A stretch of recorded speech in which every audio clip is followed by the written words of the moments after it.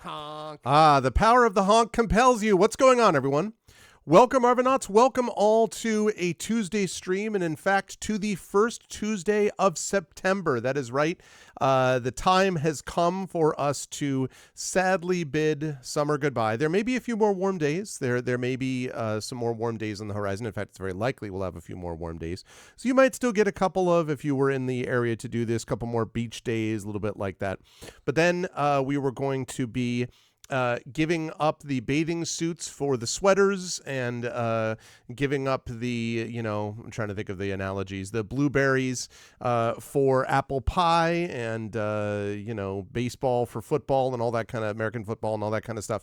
As we move into the fall, I myself am going to be back to school the day after tomorrow. I'm going to be back teaching again as the semester begins again. But honestly, I can't complain because it has been it's been a busy summer, but the trip was such a great way to cap off what was an awesome summer. Hey, Effect Life, it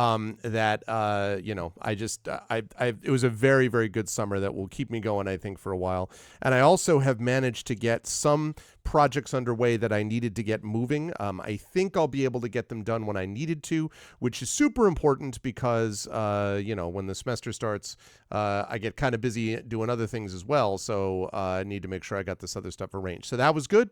I am very excited. I am looking forward to the game that we have today. This was originally supposed to be a Beowulf session, but unfortunately Tari is feeling under the weather. But we should have, with all luck, Tari back with us next week with another Fighting Fantasy Gamebook illustration stream. And then a couple of weeks after that, we will have Beowulf return as we move into session 11 of Beowulf. So we will have Tari back.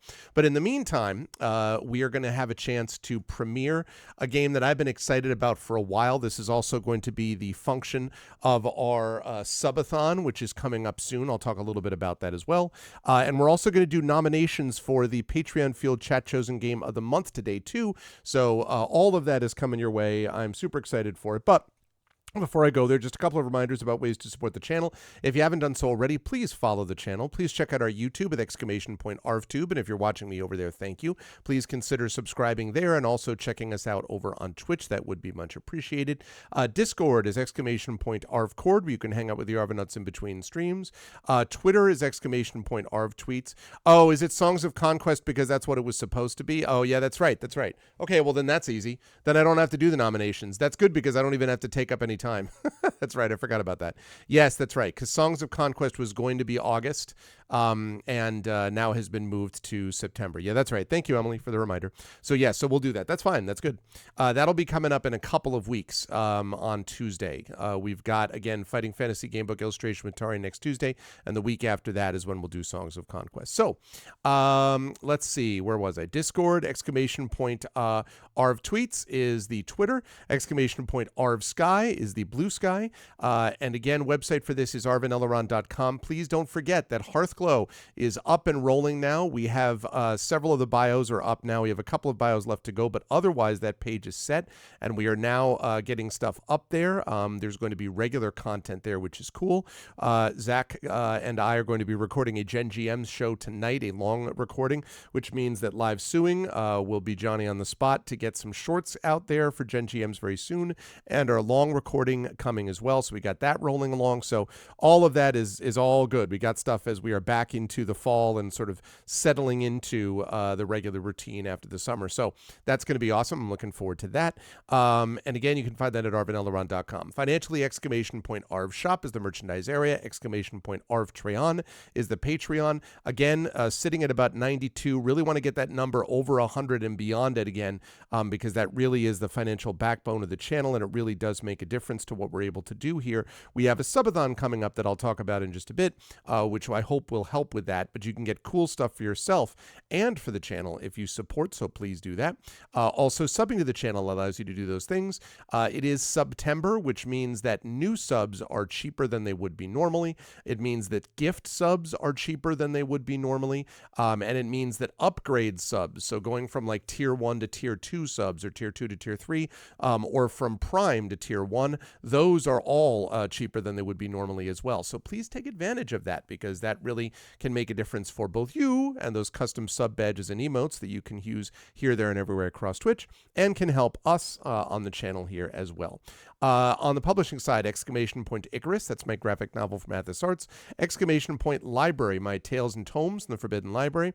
That's my 5e adventure and sourcebook from Alligator Alley Entertainment. And Exclamation Point Greyshade, that is my Greyshade IP, Greyshade, Renegade, and Heretic, the Grey Assassin trilogy. You can get that right now from Athos Arts at that link. You can also get the audiobook of Greyshade from our very own Trent Sparks at that link. And you can pre-order the Greyshade tabletop role-playing game from Alligator Alley Entertainment, being designed by Brandon O'Brien. That will be out late this year or early next year, so you can pre-order that as well.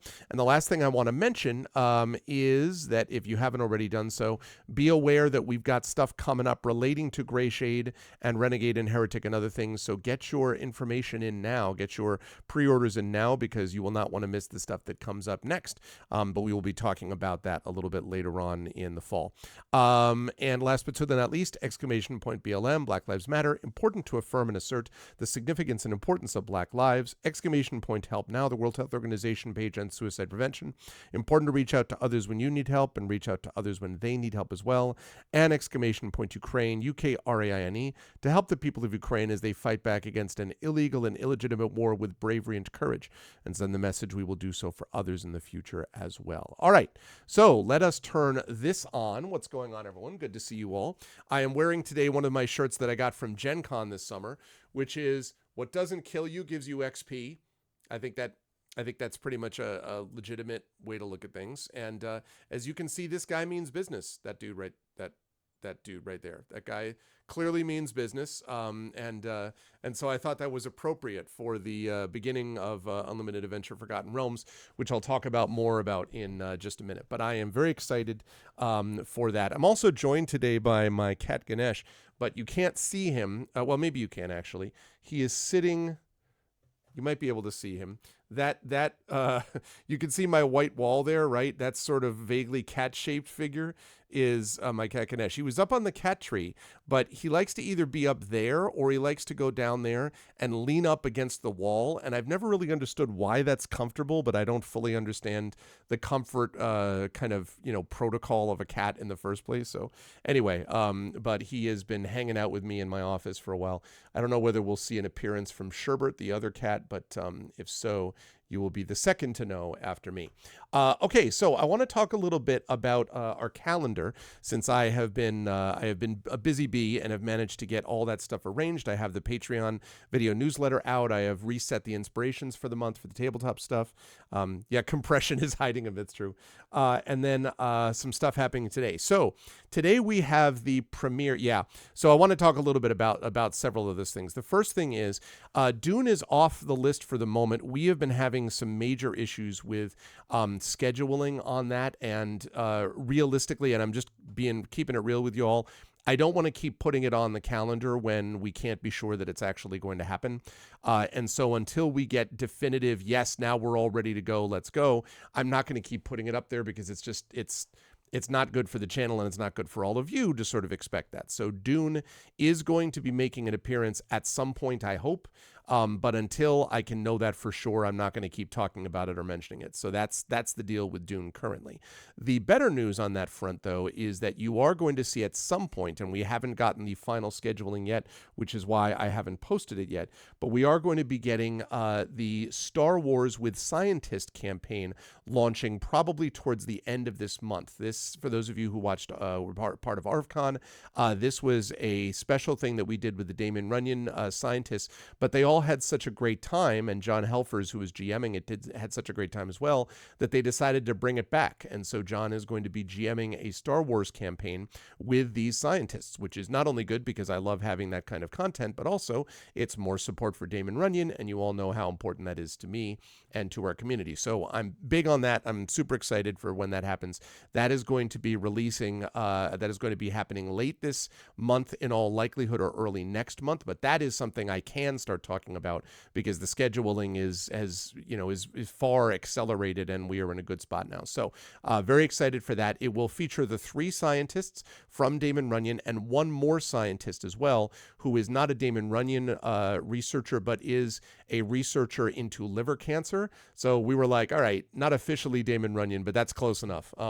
And those of you who watched that session, that was an absolute blast. Like, it was such a good time to watch. It was so funny. That was the one with the union organizing bot, the droid, and stuff like that. It was great. Very appropriate for Labor Day, by the way, that just passed. Happy Labor Day to those of us in the States. Hope everyone enjoyed the benefits that a union has given you. I am a proud member of not one, but 2 unions, actually, and have been union organized for my entire professional life. So always a big fan of unions, and so that was great. Yes, I am going to do that, Triffid. As soon as we have the details on it, I'm holding off because I want to make sure that I know the actual date, but I feel much more optimistic about this than the situation that happened with Dune. Again, Dune at some point, but I just, as I say, I don't want to keep putting it up there when it's not going to be up there. So anyway, so that's the deal with that. Now, as far as the schedule for, does an engineering association qualify? It depends, I guess. If they advocate for the workers in that group, I suppose, is what I would say. But the reality is that when union labor does well, when unions do well, everybody in the country does well. Everybody in a country where unions work, all wages, including people who don't belong to unions, go up when you have unionizing. So it's super, super cool. Now, here's the drill with what's going on this month. We start today with the premiere of Unlimited Adventures. I'm going to talk more about that in just a second, but just that's the thing we're doing. And then at 4 p.m. Eastern, I'll be over on GOGCOM's Twitch channel with Black Geyser, Couriers of Darkness, as I get back into that game. Thursday, we've got more Unlimited Adventures. Friday, we have Community D&D, as the Waterdeep Dragon Heist people that are rolling along at a great pace will continue. Saturday the 7th is Unlimited Adventures again, which is going to be fun. Tuesday the 10th, we have the Fighting Fantasy Gamebook illustration, followed by Pen and Pixels Black Geyser again. On Wednesday the 11th, more Community D&D Waterdeep Dragon Heist. And on Thursday, more Unlimited Adventures, which is going to be, again, cool. I'm super excited for this. Saturday the 14th is going to be Dungeons & Dragons with Infinity and Beyond. Eberron Oracle of War makes its return. We have 2 Eberron sessions this month. Very pumped up about that. Tuesday the 17th will be the Patreon Field Chat Chosen Game of the Month, which is Songs of Conquest, as we've discussed. And then at 4:15 p.m., so 2 weeks from today on Pen and Pixels on GOG.com, will be By the Dice Roll, returning to Ghosts of Saltmarsh, which will be awesome. Thursday the 19th is going to be D&D with viewers. So we're going to have D&D with viewers going on. I'm super excited for that on Thursday the 19th. That leads us to Friday the 20th, and I will come back to this, but the 20th and the 21st are going to be Arvatron 2024. I will talk more about that. I think I call it Arvatron, even though it should be Arvathon. I think that's what I meant to say. In fact, I'm going to fix that right now. It's not Arvatron. Although, you know, Arvatron would be good in its own way. That way, that's the Arvatron is where you come on and you sing like da da da da da da da da. Right? That's how that works. But no, not Arvatron. That's like the Arvatron 2000 or something. But no, this is Arvathon. Arvathon. Okay, one more fix, and then that'll be fixed. Arvathon. It sounds like AI Arvin, do not want. Yeah, you got that right.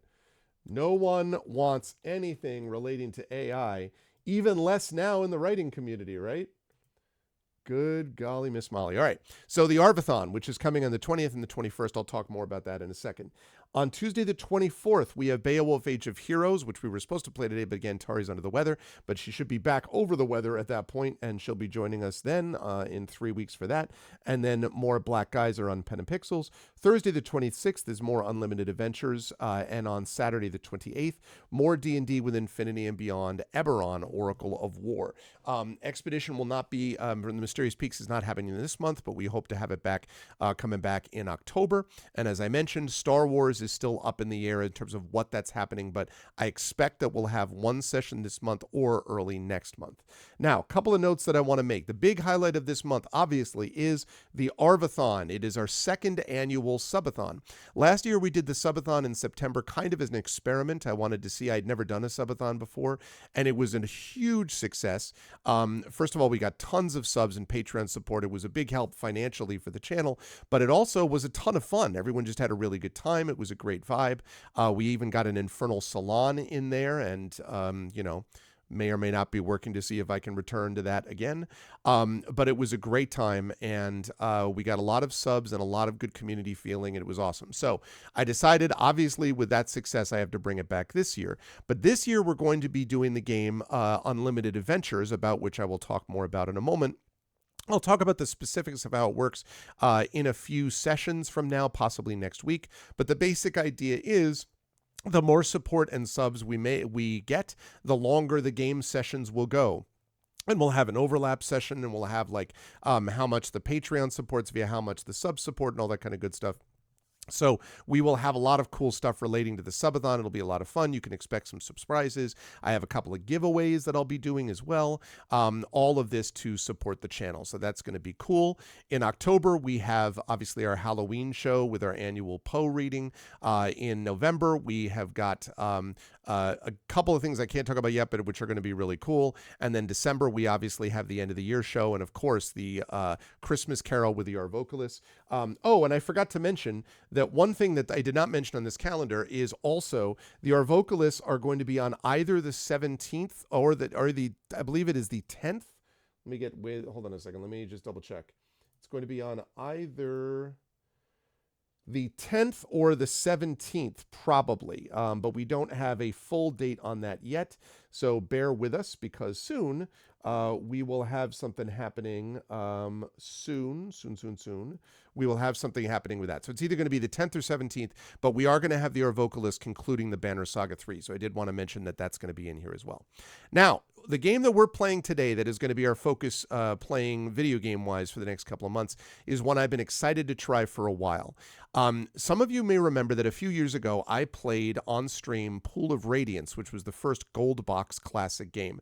These were a bunch of games from a company called SSI, which did a bunch of Dungeons & Dragons games at the time. And I played them when I was younger, and I really enjoyed those. I played Pool of Radiance, I played Curse of the Azure Bonds, and so on. They were very retro and very sort of like pixelated graphics and the whole bit, but there was still something compelling and fun about them.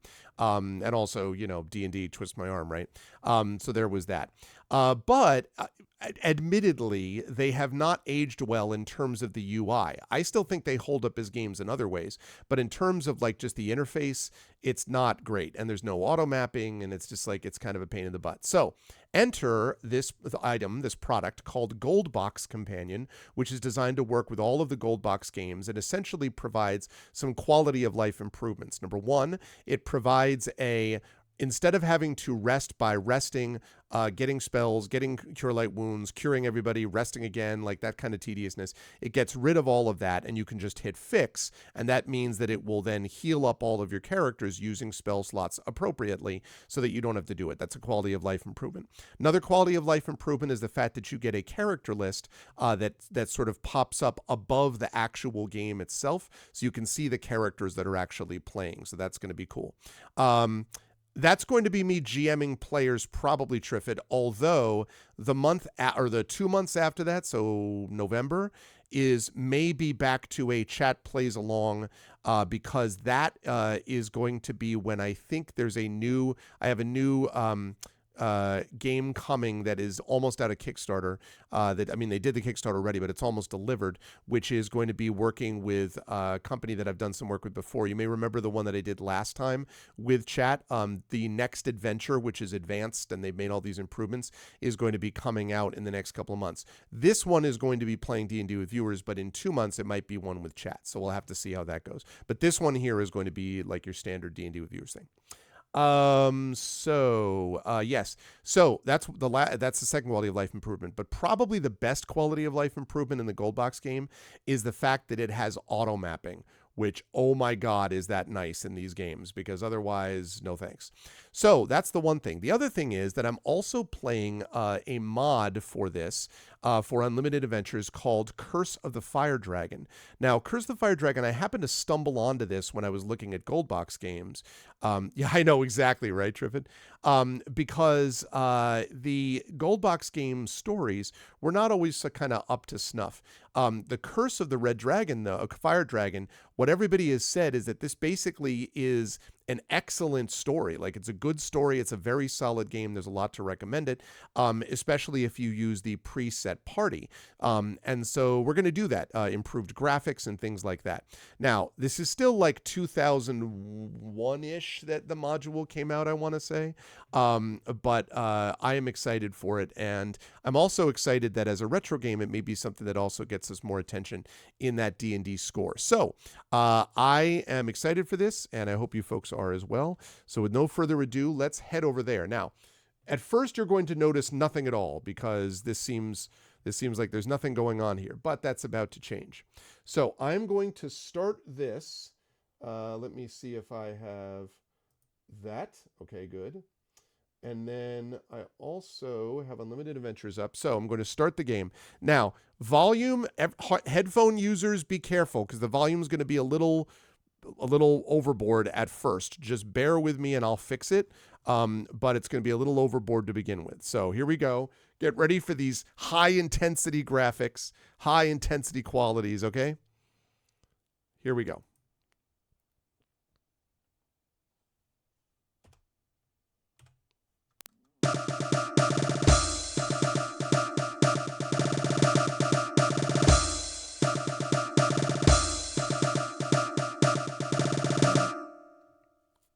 Yeah. Do you get that music? There's a lot of different music in here too, by the way. But okay, so here we are. So again, Unlimited Adventures was published in June 28th, 1993, when I was, let's see, I had just graduated my junior year of college. I actually think that might have been the year that I was working. That was the summer I was working for Conperg. Interesting. Ah, those times. Interesting times. Many times. Okay. Now, so yes, The Curse of the Fire Dragon, as you can see, this is by a guy named Darius Whiteheart. Okay. Yeah, quite a theme song. All right. So we're going to play the game. We are going to load the saved game A. Okay. And then we're going to begin adventuring. Now, I'm going to fill in the map and everything in a minute, but first sit back and enjoy what we have here. So, we have Dahl, Raven, Remlaff, Seth, Sir Anthony, and Valia. And I don't actually even remember who exactly does what in here yet. This is the default party, but we will see as we go along. All right, here we go. It is night, and the cold darkness is your only friend as you leave your sleeping companions and the warm glow of a campfire behind. Here we go, better music. Okay, so how's the volume of the music here?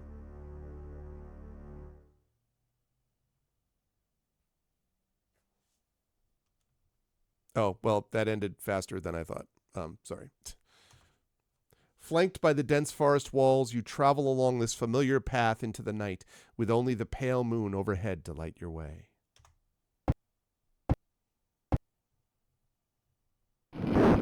A sudden gust of wind from just above the trees catches your attention, and you look up fearfully to see the source. A blur of a shadow across the full moon, or was it? You can't be sure of what it was that you saw, but certainly there was something. All right, hang on a second. I got to turn the volume down here because I bet it's too high. All right, I'm going to turn that down to 40. It should be okay, but we'll make adjustments. You decide to press further down the road, traveling a little more closely to the nearby cover and a lot more aware of your surroundings.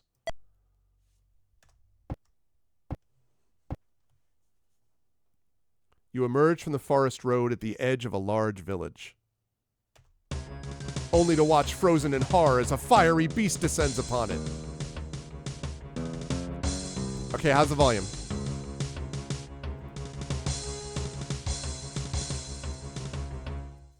Was that a little, how was that?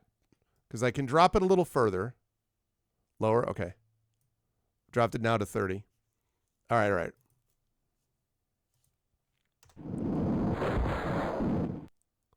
Creeping closer and closer, the fire sears your tender flesh and mixes that awful odor with that of burning wood.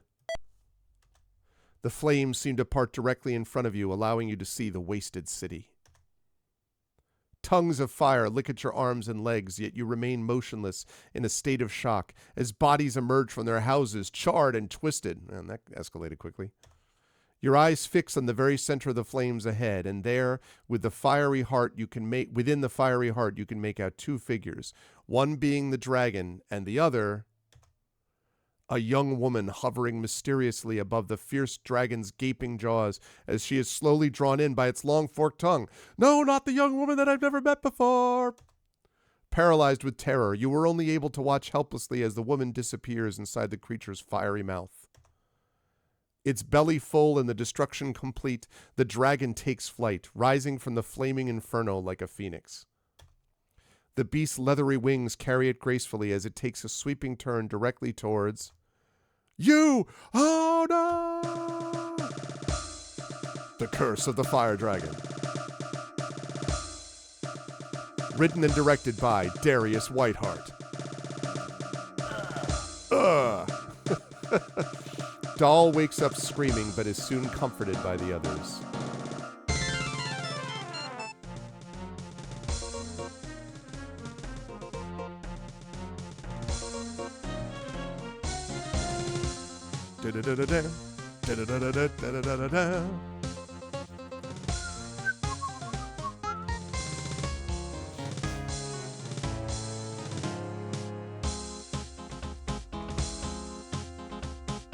Getting into this theme here. Okay. Ooh. The drum fills, though. These dreams have haunted you for weeks now, and as the visions have grown more and more powerful, so has your determination to find some answers.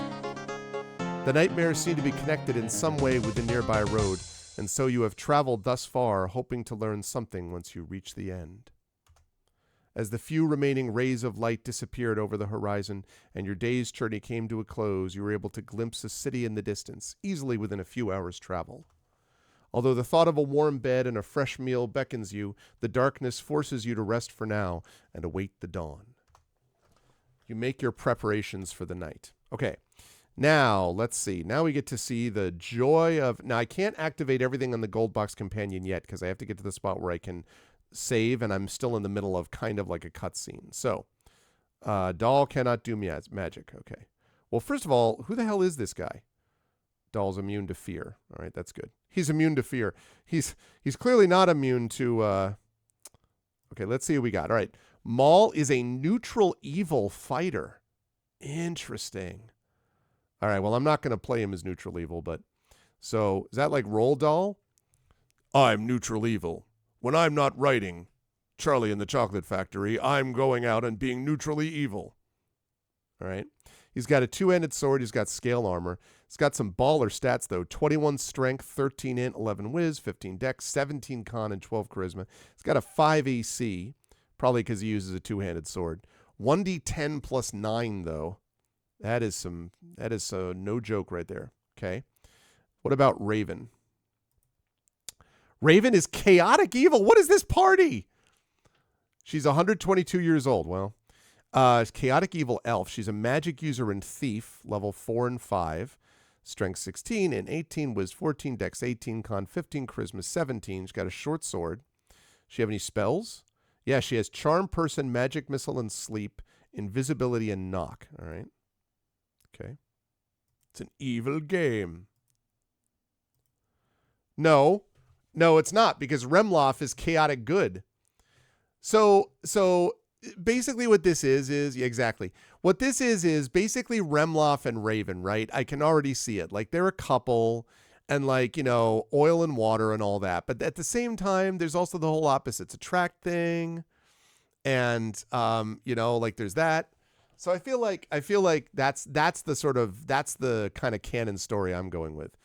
Let's see, 16, 18, 14, 17, 15, 12, 1d6 plus 1. Okay, whatever. But what about the spells?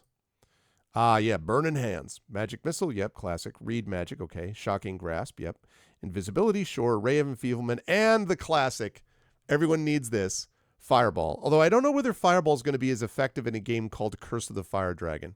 You were slightly distracted. Well, listen, it was a dream. It was a dream. Okay.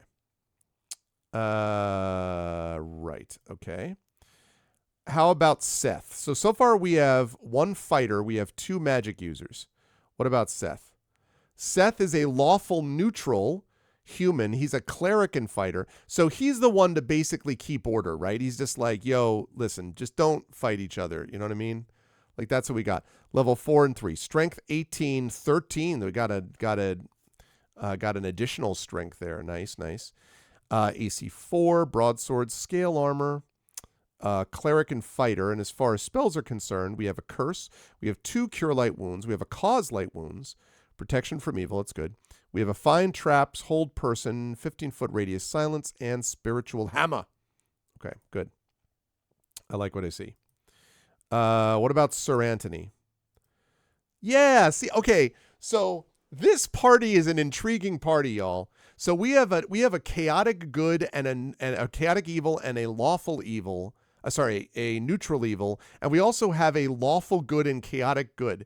So we have a lawful good paladin who's like hanging out with a neutral evil fighter. This is extremely interesting. Interesting. Look at this dude also. Paladin, 18 strength, 1860 right there. 15, 16, 17, 15, 17. Those speaking of some good stats. Longsword, chainmail. He's got cure. He's got, yep. He's got the paladin. Sounds shady.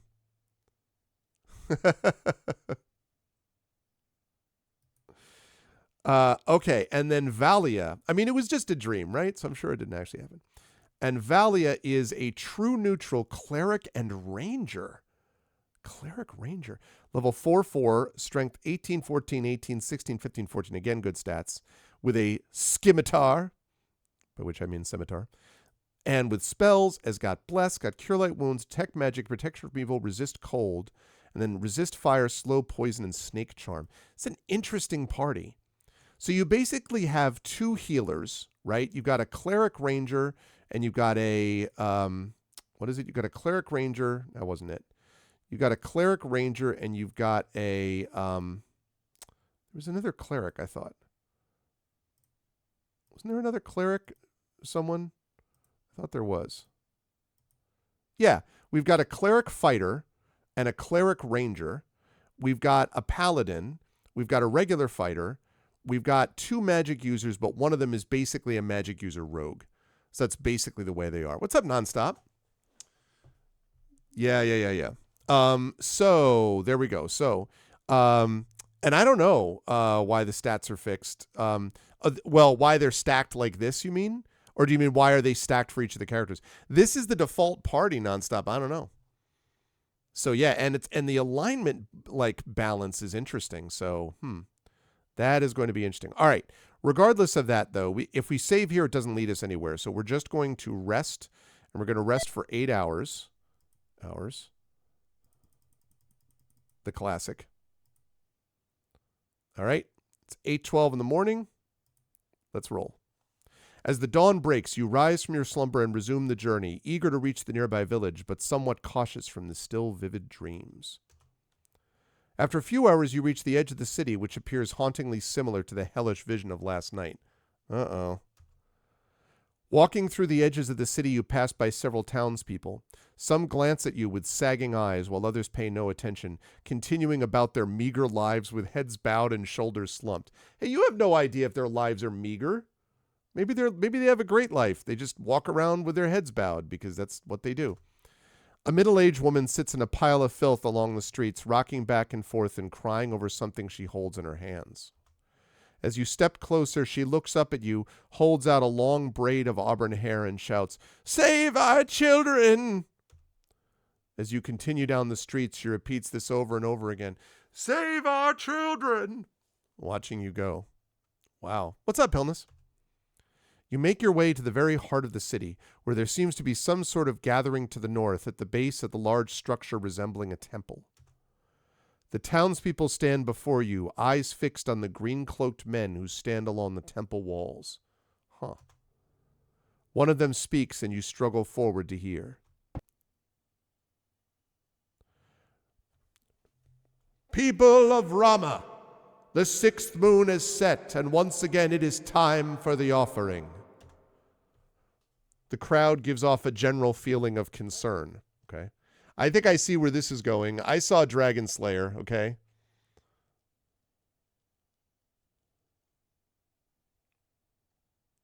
Ooh, that sounds cool if it's coming from Harebrained Schemes, but cyberpunk survival horror does not. That does not. That does not hit all the buttons for me, I'm afraid. But listen, I'll give it a chance. It's a great company. Remember the wrath of the fire dragon and the service you are doing for your people. His words echo in your ears. The fire dragon, dragon, dragon, dragon. The collection begins next week. That is all. The townspeople slowly return to their homes, and the green-cloaked men enter the temple, barring the doors behind them. Wow. All right. So now we get to save. So now you're going to see this fully operational battle station. Okay. So we're going to save this, and we're going to save it under game A. No, we're not. Now, if this works well, let's see. I do this, and I go search. All right. Now what you're going to see is boom and boom. Okay. You can now see the characters, and you can see a bunch of things about them. If I don't hover over it, you can see that we have Doll, who's immune to fear. You can see Raven, who has 90% sleep charm resist. Remloff, and also check out the freaking Gandalf on that guy with Remloff. Seth, who looks like a barbarian with red hair, this thing, stuff, business, all reality. Sir Anthony, who is protected from evil, and Valia, 30% sleep charm resist, ranger bonus damage. But if you hover over it, it also shows you the map, which you can get rid of or put back. You can explore the map. Oh, okay. I didn't mean to do that. That was a mistake. Unexplore map. So basically this shows you the entire map, but it also will show you, like, you can, as you go, it will actually auto map for you. And Camp Fix, so this basically just allows you to heal your players on the spot. Store spells, you have an editor, you can save the map, you have a backup save, and so on. So let me take a look at settings. Let's see, I don't want us to...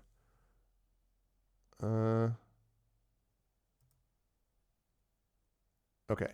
Restore races, there's a search wizard, and there's a save map. The map is saved. Okay. So the benefit of this gold box companion thing here is the fact that it allows me to now use this, as I will show you, to walk around. And you notice how it's filling in the map as well? Do you wish to leave the town? No.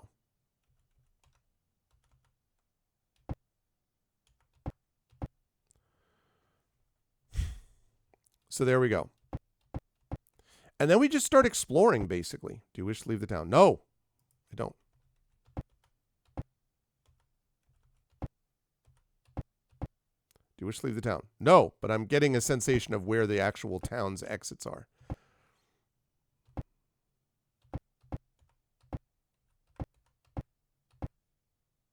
Nope.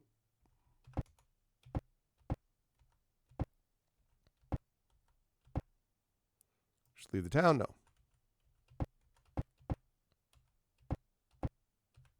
From here you can go. From here you can gaze out. What was that? From here you can gaze out over the wide sea which borders this side of Rama. Okay. Cool. I'm going to come back to these doors, but I'm just getting a sense of this map. All right. Again, the wide sea.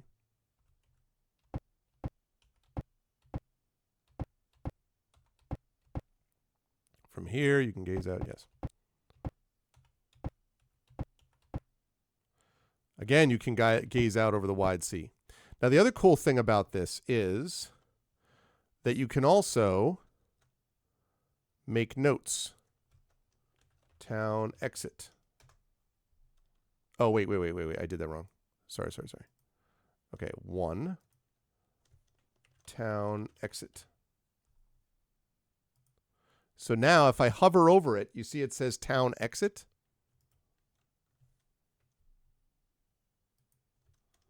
Town exit.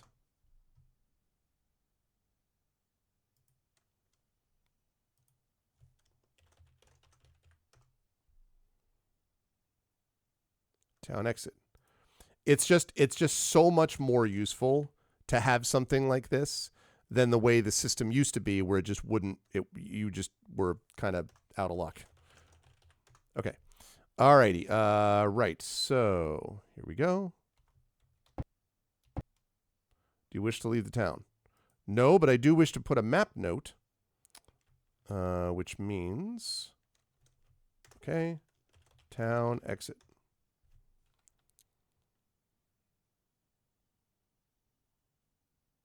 Actually, I wonder if I can just put the same one now that I think of it.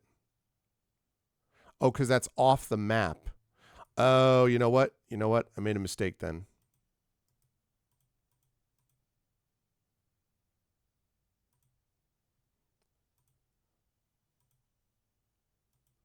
There are notes and events. Interesting. All right. So I'm not going to do that yet, but it means that I probably should delete this. Wonder if I can delete it.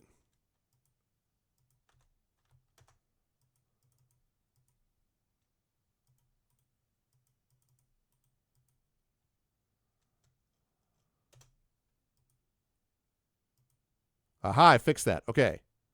So it no longer says that. So now I'm going to put that as a 1. So I hover over it, town exit.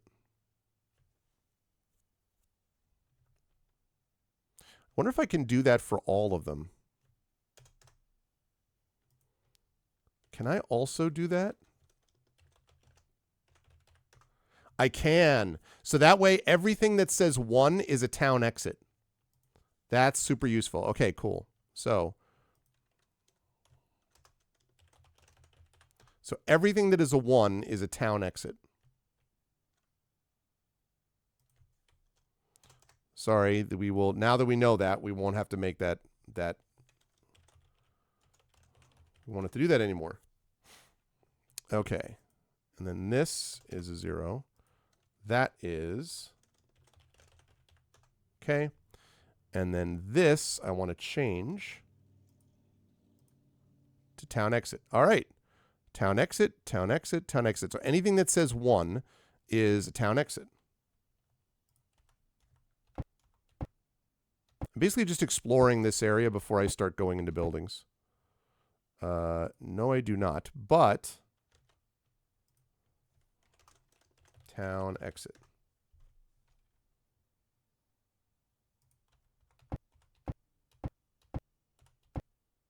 Okay, got a building there. So this town has got to sacrifice to dragons, and we got to stop that. Okay, like we obviously cannot be sacrificing people, especially non-pixelated bikini-clad women. Apparently, that's the thing that apparently matters the most about saving in the town, based on dream theory. But so many exits. Where are the entrances? All right. Town exit. Oh, whoop, whoop, whoop. What just happened?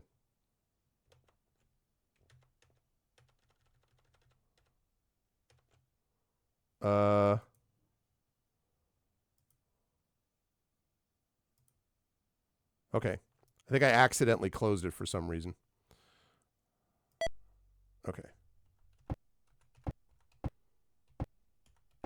Now, the only problem with this gold box companion is that when I was playing Pool of Radiance, there was a moment where it just didn't load. It just failed. And that was very discouraging, despite all backup saves and everything else. So I'm going to try to be extra careful about that this time. It's still a little janky based on what it's trying to do. But, okay.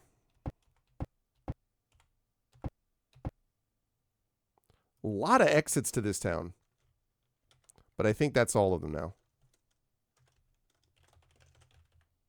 Okay. All right. So now what we're going to do is we're going to go here. We're going to encamp.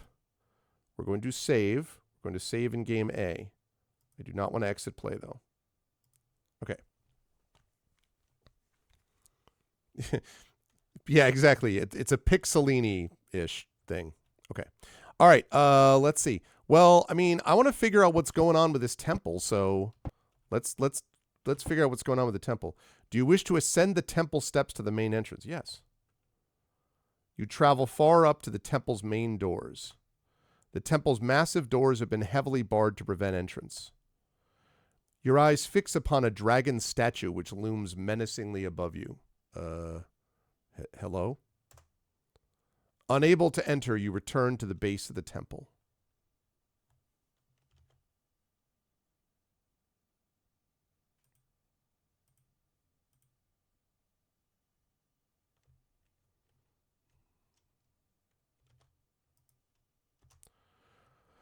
Okay, so this is the Temple of Rama.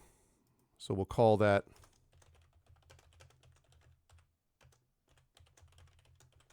right now it's locked.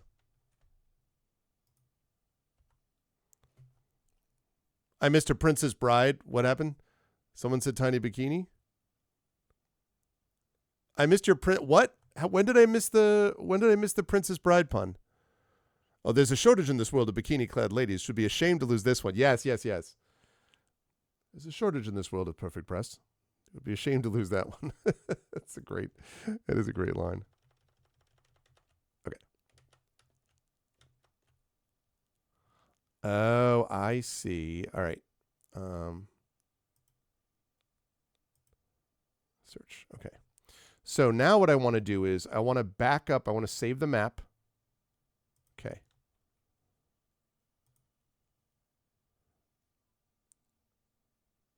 Town of Rama.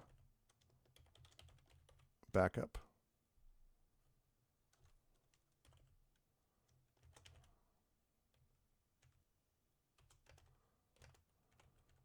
Four. Okay, back up. It's back up. All right, good. Okay.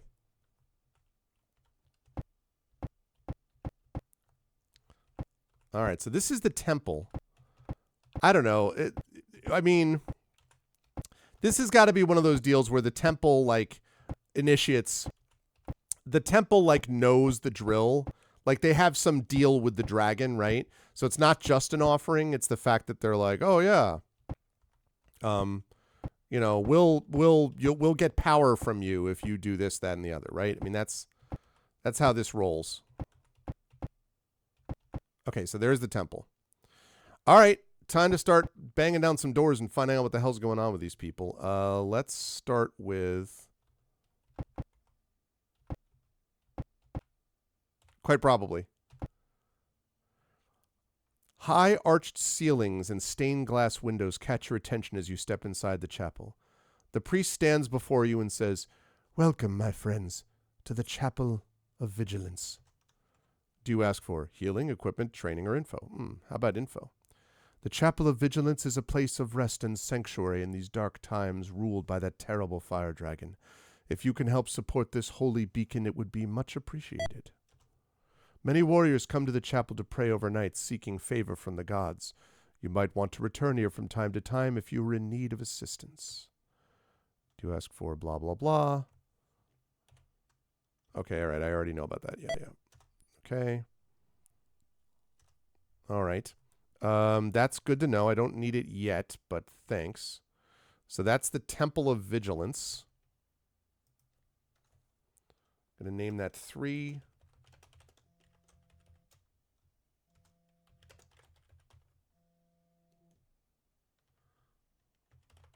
Temple of Vigilance. Okay. Awesome. Okay. Actually, wait. I guess I should put that here because otherwise I can't see it.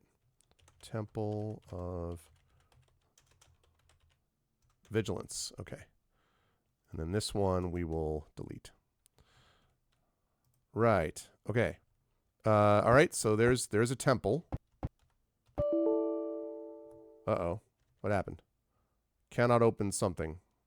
This must be the guards' barracks. A few banners and shields are mounted on the walls, as are a pair of crossed lances. A royal cloth is draped over the door on the right.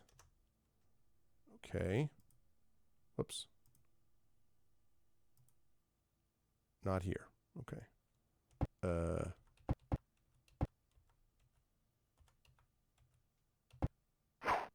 Whoa.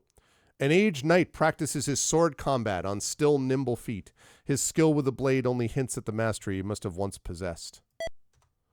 Pausing, he notices you and says, "Hello, friends. What can Sir Valius do for you?" Do you ask for training? How about some information? "I am the captain of the guard, and my place is here.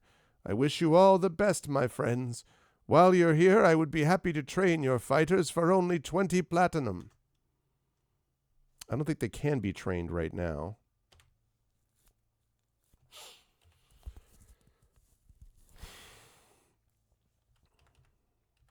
All right, let's see. Not enough experience. Yeah, this is what I thought. All right. So, all right. So Sir Valius. So fighter training, basically. So we'll make that 4.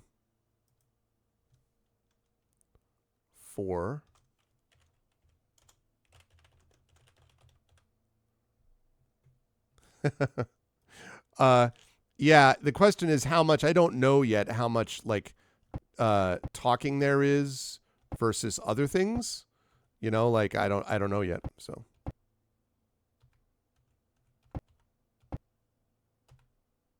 it's blocked. All right. I don't want to open that yet. Also blocked. Also blocked.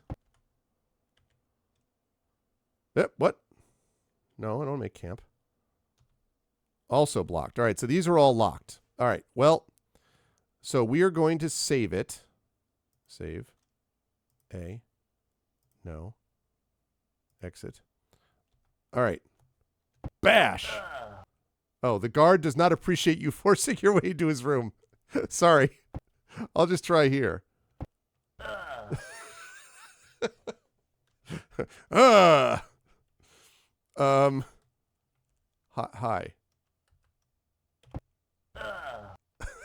Like all of these guys are like, stop doing that.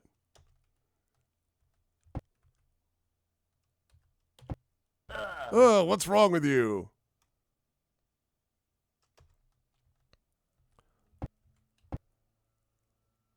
The hell, man?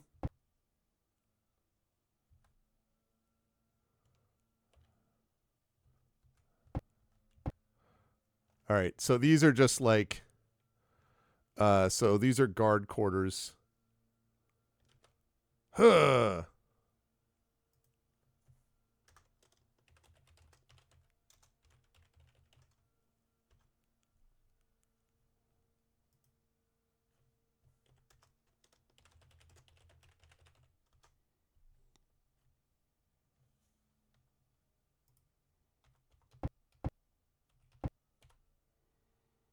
Okay, so that's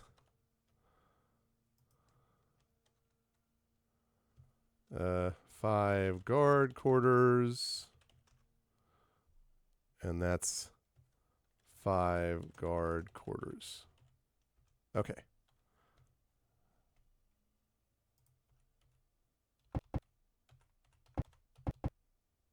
All right.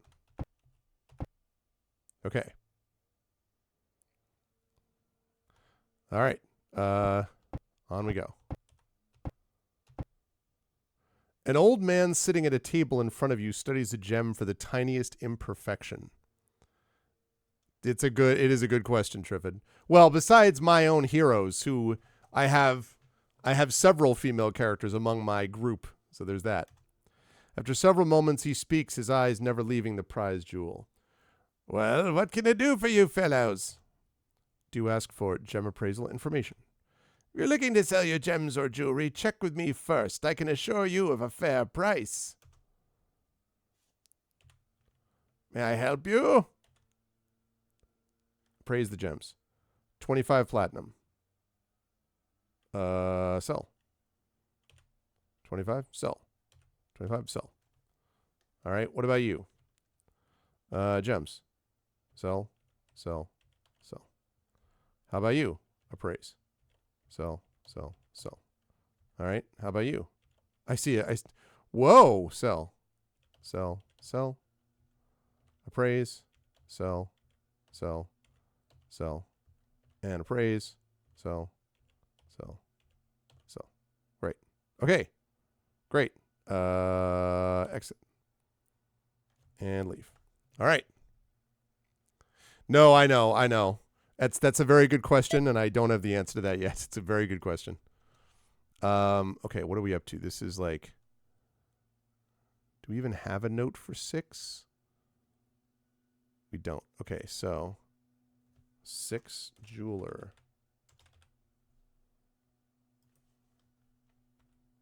All right. A dark and mysterious woman answers the door, studying you carefully with her eyes. See, Trifid, look. You ask, and it will be received. A dark and mysterious woman. I wonder if this is the same pixelinied woman that we saw in the dream. Okay. She speaks in a low and raspy voice. What can Catherine do for you?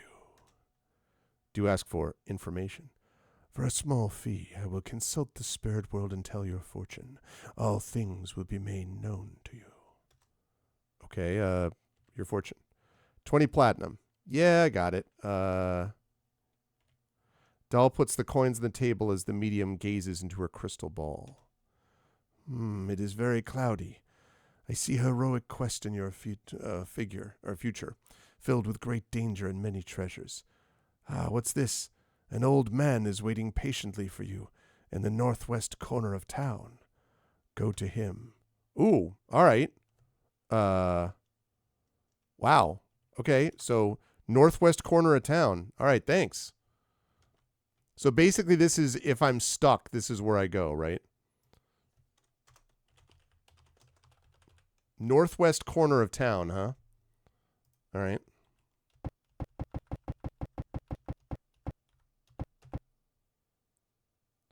An old man reads peacefully in a chair by a window. Aware of your presence, he slowly closes the book and removes his glasses, lifting his wise and wrinkled eyes in your direction. I have been waiting for you. Stay a while and listen. Waiting for 20 years when my only daughter became the first of many sacrifices to the fire dragon. I have watched the offering for too long now, as I am reminded each year of my own terrible loss. But now you are here with the power to free Rama from the curse of the fire dragon. What do you say, brave ones? Will you take up this quest of quests to free Rama from the fire dragon? Do you agree to seek out and defeat the dragon? Yeah. You are truly the heroes I have foreseen. Do not be overly zealous, though, my friends, for the fire dragon possesses unimaginable power. In fact, he cannot be destroyed by mere weapons alone. But there is a way. The power of the elements, earth, air, fire, and water, is older and stronger than the dragon. You must collect these elements and combine them, creating a force capable of destroying the beast. Interesting. So we have to find 4 elements, earth, air, fire, and water. Your task will not be easy. You must travel to the 4 corners of the land in search of the purest forms of each element. Okay. Take this magical jar and fill it with one of the elements. Then bring it to me before you travel any further so that I may empty the jar and begin to prepare its contents. All right. When all the elements are assembled, I shall forge them into the weapon you need to defeat the fire dragon. Okay. Also, take this pair of glasses. They will help you to see the magic embedded deep within. He hands you his reading glasses. I got these at Walgreens. They are at least $3.99. Now go, my friends, and free us from the fire dragon. Yay! Thank you, Emily. I will try to retweet and repost those. Each character receives 66 experience points. The party has found treasure. Okay. Drow chain. Nice. All right, let's see. So, instead of readying that. Okay, so let's see. Right now he has an AC of 5, right? So if I unready that and ready that, He has an AC of 3. Ha! Let's go. All right. Seth, what do you have? You have scale, so it's not going to help you. Okay. Do you ask for information? I will work here with the things I have. Go now and bring me another element. We have no time to waste. Okay. All right. So let's put that in there. So, old man, look at my armor. I'm a lot like you. Okay, so let's see. Old man, bring 4 elements. One at a time. Okay. Nice. All right. So let me save this. Save. A. No. Exit. Okay. Alrighty. Cool. So, but we still have some more exploration to do. But now at least now we know where we're going. Oh, it's the library. Scores of old books are piled high on a table before you, where an aged scribe carefully copies every detail from an ancient treatise. He nods to you and says, "Welcome to the library of Rama. What can I do for you?" Information. The library is underground, down the stairs to the north. It's a good idea it was designed that way, or all these books would have been lost in the Great Fire. There's plenty of information down there, and I have posted signs to indicate how the books are organized. But a small fee of only 5 platinum. Platinum, when you first start, 5 platinum is like a fortune beyond any fortune, is necessary to keep the library in order. Okay.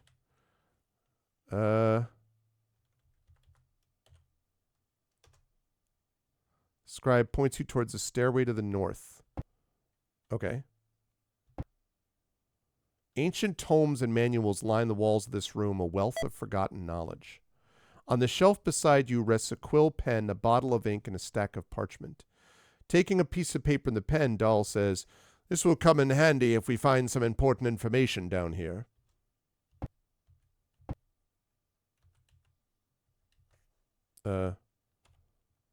Books contain legal documents and historical information about the town of Rama. Do you want to search the shelves? Yeah. You find several books of interest. Ooh, lore. It's lore, chat. Let's go. The founding of Rama. And so on this, the 8th day of the 2nd moon, in the year 1136, this town is founded by Lord Camden IV, and shall be known from this day forward as the town of Rama. Skipping a few pages, you see later that Lord Camden had 3 sons, 2 of which died as children. He was succeeded by his 3rd son, Lord Palus the Weak. I'll bet that dude had a great, rule, who passed away at the age of 41 after ruling only 12 years. Palus had only 1 son, Lord Avaris, who was given his title in the year 1182 when he was only 17. Avaris was married to Lady Brisbane, who perished in the Great Fire and left no sons or daughters. Okay, what about this Great Fire? Intent on destroying the fire dragon of Rama, Lord Avaris gathered a band of fierce warriors to travel through the land in search of the beast to destroy it. When the adventurers encountered the dragon, they were barely able to wound it and were badly defeated. Enraged, the fire dragon retaliated by decimating the town with its fiery breath, destroying most of the shops and houses and killing nearly 2/3 of the citizens. The fire burned for several days, and the powerful wrath of the dragon was felt by those who remained. The year 1194 was therefore known as the year of the Great Fire, a year of sorrow and rebuilding for Rama. The text goes on to say which shops and houses were destroyed, how they were rebuilt, and when the city was restored. All right, so this dragon is bad news, people. All right, what about this offering? According to this book, Lord Avaris and a group of advisors met with the fire dragon just southeast of town, where a lunar observatory now stands, to negotiate a pact in the year 1195, soon after the Great Fire. A few pages later, you find a copy of the official document describing the offering, stamped with the seal of Lord Avaris. I, Lord Avaris, to maintain peace within the town of Rama and for the greater good of the people, do hereby declare that from this day forward the citizens of Rama will participate in an offering unto the fire dragon. As the 6th moon sets each year, the young women of Rama has to be women. It has to be women. Really? shall submit their names for lottery. This is totally Dragon Slayer, by the way. After all names are collected, one shall be chosen to sacrifice her life for her townspeople. It's like a mix of Shirley Jackson's The Lottery and Dragon Slayer. When the 7th moon is full, the fire dragon shall arrive to claim the chosen one, and in return, the dragon will leave Rama unharmed for the following year. All right, yeah, this has to stop. Barbaric, Dahl says in disbelief. That's right. See, Dahl's neutral evil, but Dahl's like, yo, that's not... All right, completed in the year 1196, the Dragon Temple was constructed in the center of town by order of Lord Avaris as a reminder of the Great Fire and in memory of those who died. It is the sanctuary for an order of monks known as the Keepers of the Temple who oversee the offering. Some of the keepers were former advisors of Lord Avaris, but others journeyed to Rama from a distant land. The monks all wear green cloaks to indicate their status as guardians of the temple, but are rarely seen at times other than the offering and allow no one to enter the sanctuary.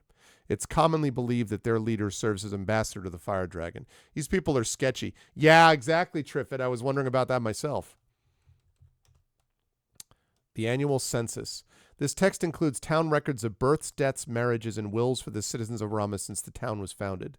Flipping through this book, you note that an unusual amount of deaths are recorded in the year 1194 due to the Great Fire. Also, for each of the last 21 years, one young woman's name has been marked as deceased offering. Okay. These books contain, the shelves contain books about the lands surrounding Rama. You find several books of interest. All right, Traveler's Guide to Rama. This is awesome. This is great. There's an old wrinkled map stuffed just inside this book's cover, which Dahl unfolds for reference. Ooh, that's the map. With its natural boundaries, Rama is fairly isolated from the rest of the world. The Great Westland Mountains cover the western area. The north and south are blocked with dense forests, and Camden Bay fills the northeast. To the south of Rama lies Ilion Point, a single mountain, and Palace's Peak lies to the west. Two rivers flow through Rama from the westlands, and a small mountain range stands to the far north. Yeah, but I'm going to be playing it a bunch over the next couple of months, Triffid, so he will definitely see it on an evening for sure. Cutting through the thick forest is the path all travelers take to Rama, Avarice Way, which was built in 1195. Avarice? A large icy mountain stands in the center of Camden Bay and is known only as the Frozen Island. Oh, yeah, for the map. Yeah, for sure. Inhabitants of the land. Many creatures can be found in the land of Rama. The forests are home to several types of giant insects, including hornets, centipedes, and spiders. Okay. Wild boars. Wild boars! Never lose it! Wild boars! Wild boars! That's a Duran Duran joke, chat. And scavenging wolves are also dangerous to travelers who pass through the forests. To the south, one might encounter an occasional griffin, and to the west there are reports of Aarakocra. There are rumors of other creatures in Rama, most notably the accounts of giants to the northwest, but none of these stories have been verified. All right, let's find out about the fire dragon. The fire dragon, as it is known, is actually a great red worm, an ancient dragon. Oh, Jesus. Ancient dragons are bad news, y'all. Of extraordinary power. It has been named the fire dragon because of the Great Fire 1194, in which the beast destroyed most of the town. Yeah. A futile attack on the dragon in the year 1194 suggests the creature has grown too powerful to be wounded by any known weapons and is impossible to destroy. The location of the dragon's lair is unknown, but the creature appears each year for the offering. True king under the mountain. Okay.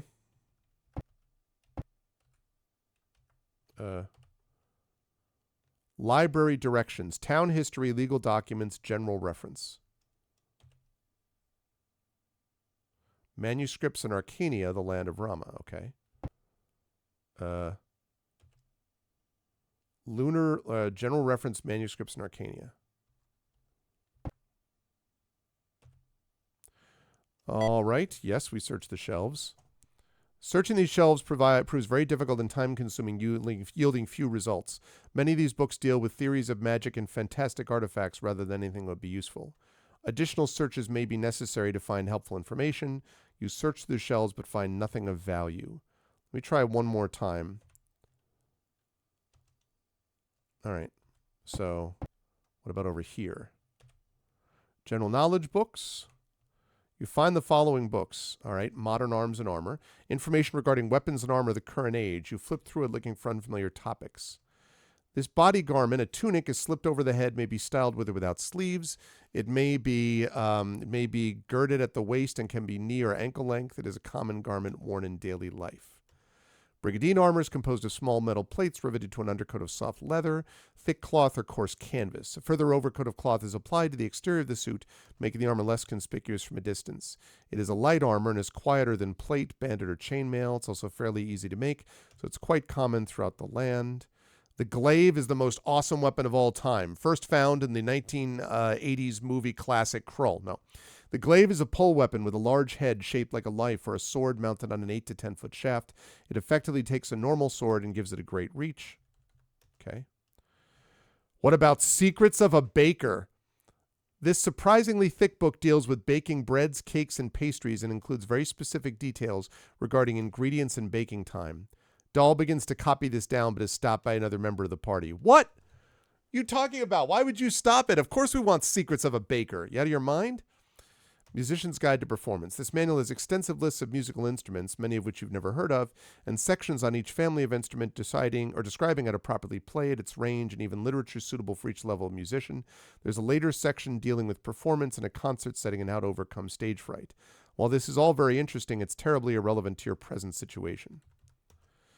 Guide to Jewelry Appraisal describing how to determine gemstone. Yeah, exactly, Echo, exactly. Curse of the Cinnamon Bun. Virtue by cut, color, and size. Also includes general estimates for various types of stones based on rarity and quality. Okay, the only thing I want to check is... Okay, good. I was worried that it was going to be something where you have to check each shelf, but you don't. All right. Well, that was actually really useful. All right. That was actually super useful. We are going to do that. The library. Is it a forbidden library? All right, we're going to save it before we go any further. No, I do not want to exit the thing. Exit. Okay, then I want to save the map. Okay. Raisin. That is the curse. The curse of the raisin dragon. Yes. Couple things it has trouble opening a couple of these data files. The stench of horses fills this small stable as a few of the animals enjoy some hay. A young man quickly rushes over to you, tripping over a bucket of oats. Okay, I think I know what this is. Do you ask for information? A lot of people ride their horses into town and leave them here all day. I just take care of the animals and clean the stables. I'd be happy to care for your mounts also, but since you don't have any, well, I better get back to work. All right, well, that's easy enough. Stables. Okay. Fishing nets and ropes adorn the walls of this building. Check out this dude. And several small boats hang from the rafters waiting for their owners to embark on another voyage. The smell of tobacco interrupts your daydreaming as you notice that the nearby merchant has been eyeing you for some time. He finally breaks the silence and says, "May I help you?" Do you ask for information? For a modest fee, boat owners are permitted to keep their vessels here until they wish to use them again, at which time they are given access to the dock before you. Okay, I'm not going to ask for dock access right now, but that's helpful. That's a guy who likes bright, bold colors. You can save over your saves. And I think the old games go from like A to M or something like that. So it's a little bit like Final Fantasy VII where you have 10 save slots and you can save over them as well. So it's probably doable. Let's see. Although you make a good point though. I am going to want to save this in another backup slot as well. Okay, so this is docks.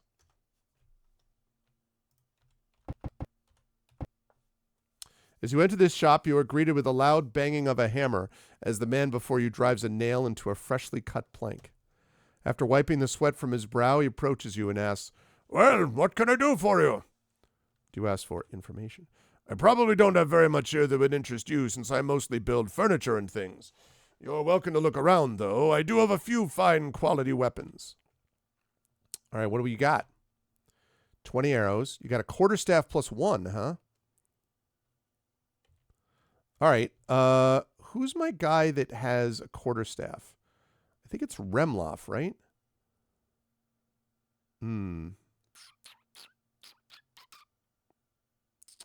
Interesting. Okay, Remloff, what do you have? You have got a short sword. You got a light crossbow. Oh, so we need bolts for you. Magic user thief. All right. Is it Sir Anthony is my... No. Who's my ranger? There it is. You have a sling? The hell do you have a sling? All right, well, if you have a sling, you're going to need, like...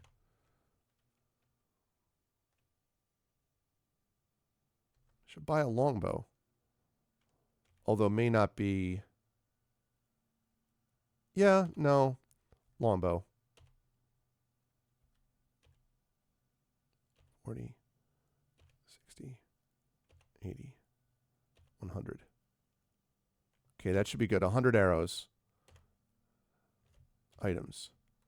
All right. I want you... Whoops, sorry. I want you to ready... What? What do you mean? Oh, because there's shield. I want you to ready your longbow and 100 arrows. There we go.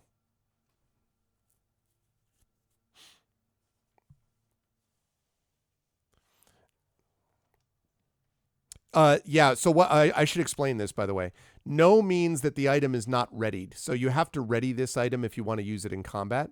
So he has a sling, but it is not readied now because instead we have a longbow. And actually, now that I think of it, the sling may not actually, they may not have used ammo in these games for the sling, which means that it's just, we don't need, rocks or stones or anything like that. So you just have the bow, which as you can see is readied, and the arrows, which are readied. We have a belt, a robe, and leather armor. We don't have the shield readied because if we did, we couldn't use the bow.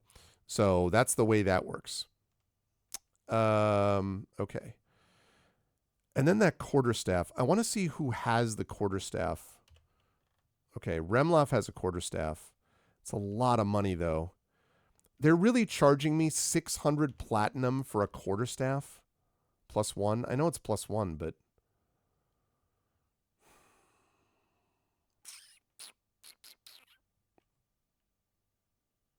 I don't think that's worth it. Okay, let's see. So it's kind of a blacksmith, or I guess I'll call it a furniture store.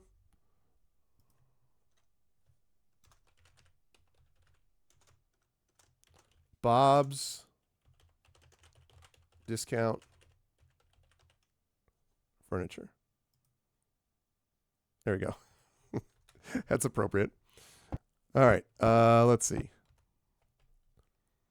Yeah, this is what I'm saying. Now, it's a quarterstaff +1, but still. Whoa. Look at this guy. Standing before you, a man balances a small orange fireball in the palm of his hand. He then mumbles a few words, and it changes to yellow, then to red, then to blue. Noticing your presence, he approaches and says, "Greetings, wanderers. What can Pirius do for you?" Information. "I've always been fascinated by the lifelike qualities of fire. Look here at this flame, at the way that it will jump from this side to that side, the way that it dances here in my hand. That is why I chose to become a fire elementalist and to teach others of the art. I have recently been working with someone from the village who has shown remarkable promise. You must return sometime when she is here." What do you got? Ooh, now we're talking. Okay. So now we're cooking with gas. We got a potion of speed. We have a ring of protection +1. All right. If I pool the money, that's enough. I'm going to buy that. He has more than one, huh? All right. Now, if we view this here, items. Okay, so just to check this. So he has an AC of 7, right? Now he's got an AC of 6. Especially in this edition, because this is second edition, Magic users are super squishy, so you really do need to kind of have them. So I'm glad that we didn't spend 600 on a quarterstaff +1, because a ring of protection is a lot more important. I could get a ring of protection for others, but that's a little stretchy, a little sketchy. Excuse me, but you have left some money here. Oh, yes. Take. There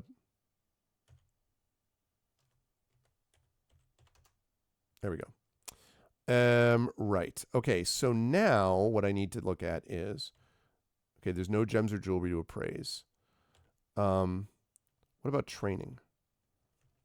I bet I don't have the experience, but I'm going to check it just to make sure. Yeah, not enough experience, because we just got started, so that's fine. Okay, so his name is Pirius, right? Watch the flame. I just think anything involving Curse of the Fire Dragon, when you find a fire elemental, like a fire elementalist, it makes me a little nervous. You know what I mean? Just a little, might be a slightly sketchy. A personal guard informs you that Lord Avarice is not home at the moment. Ah, so that means that this is Lord Avarice. I'm sure it's how they pronounce it, Avarice. Avarice. Okay. Awesome. Great.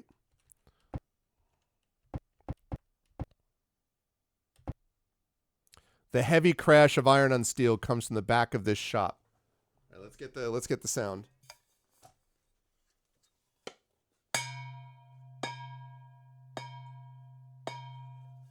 Just wanted to make sure we got that sound effect for you all. Where a blacksmith is busy pounding a piece of metal. You watch for a few moments as the metal takes shape in the skilled hands of the smith. Perhaps a little irritated by your presence, he looks up at you and says gruffly, "What do you want?" Do you ask for information? "I really don't have time to make any fancy swords like the bladesmith next door, but all the standard weapons and armor can be found here. Why don't you look around while I finish up here?" Okay. Well, let's take a look. Ah, so here we go. Ah, we have bolts too. All right, I'm going to get some extra bolts for somebody, and that plate mail might help too. Okay.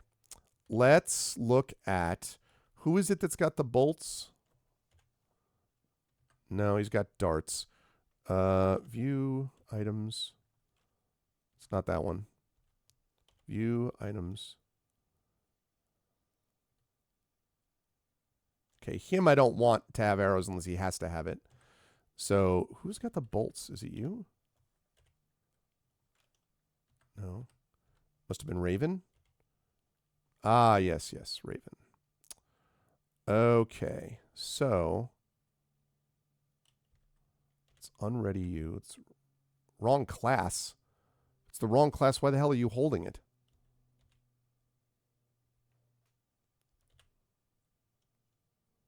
Why are you using a light crossbow if you can't use a light crossbow? Another thing I should check too is if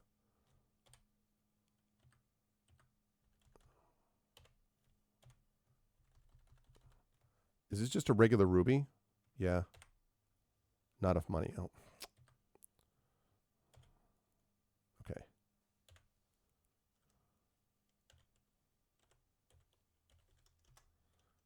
Okay. Items. ID.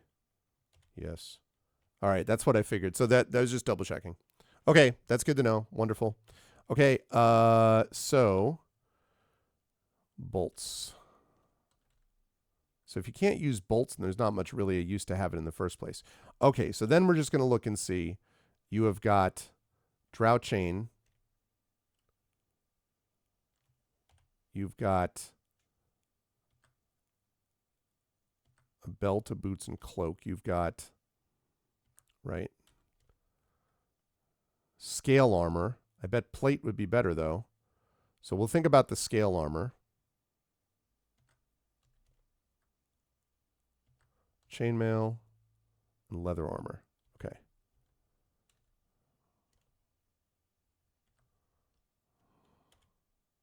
take, select.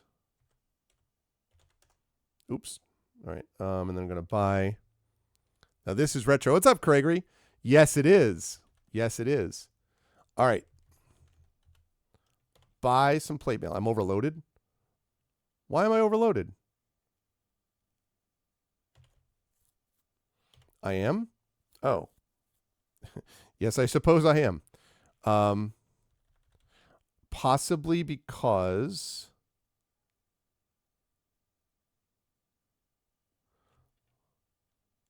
All right, so instead, what we do is we drop platinum. We're going to drop 1,300. Okay. All right, that's fine now because now I can actually buy the plate mail. Seth buys a plate mail. Okay. View. How are you, Craigery? Items. Okay, we're going to... So he's got a armor class of 4 right now. He's going to unready this. And he's going to ready this. Now he's got an armor class of 1. That's what I'm talking about. Okay, and then... let's see. He is going to... All right, now he's going to try to... Can I sell this is the question.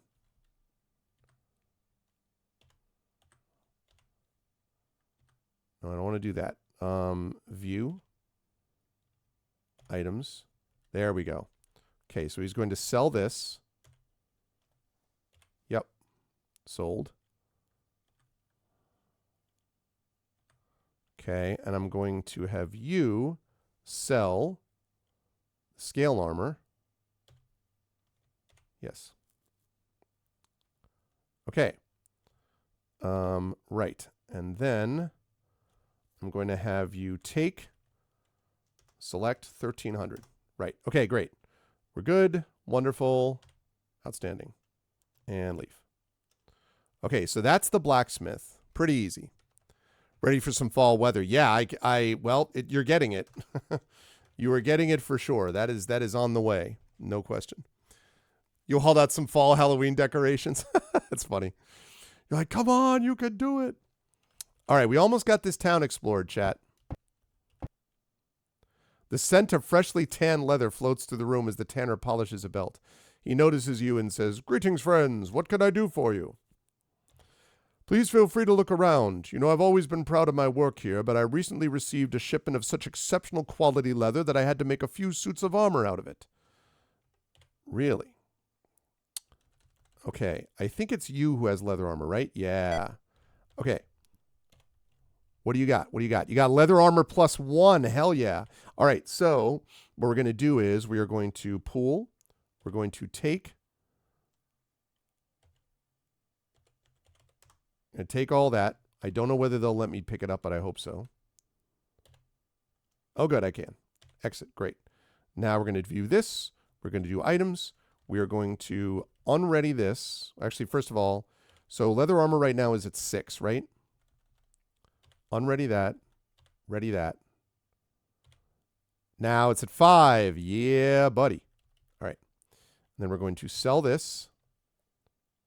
Yes. Awesome.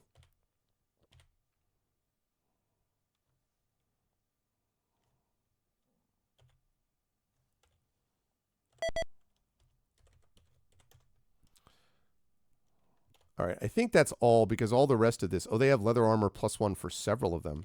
Does anyone else wear leather armor? Chainmail. Plate mail. Obviously, nothing. And also, again, nothing. Drow chain. All right. Okay. So...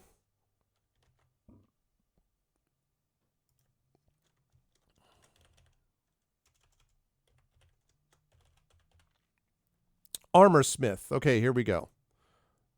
Whoops. That was not what I meant to do.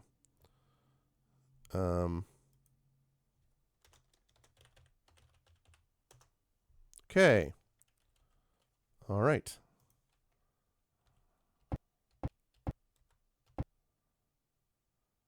As you enter this building, a graying man works to knit a piece of clothing while a young woman behind him works at a spinning wheel. He pauses and says, "How can I help you, friends?" "Afraid I haven't much to offer but a few clothes that my daughter and I made. My daughter's a fine seamstress. Feel free to take a look at her work." What? Wait. What? Look at that. What the frick? Belt. He's like, "I just have a few small items. Belt, boots, cloak, robe, trident +5. Like, what the hell is that? "I also have this ridiculously powerful trident. Please give me the entire worth of the town. It only will cost you 6,000 platinum." What the frick? Just like, it's like walking into a Walmart and then there's like, you're looking through everything and then there's a $500,000 Aston Martin like in the back, like the back room or something. What the frick? Thanks, old man. I am literally going to put for that one trident +6 guy. I mean, really. Okay. The tavern is fairly vacant for this time of day, except for the few lonely souls sitting at the bar and those who prefer to drink alone at a table. "Yeah, I'll take this bag of chips, a package of beef jerky, and that Rolex." Yeah, exactly. It's like, what the hell? Lining the southeast wall is the bar where a haggard man and an attractive barmaid serve drinks and food. Well, here's your second woman that we found so far, Triffid, except this one is a barmaid, so I don't know that really is advancing the cause at all of anything. The tables are arranged in a row to the east, including the empty table right beside you. To the west, there is an alcove for hanging coats and a stairway which leads to an upper floor. Okay. Brass hooks are set on the wall here for hanging up cloaks and coats.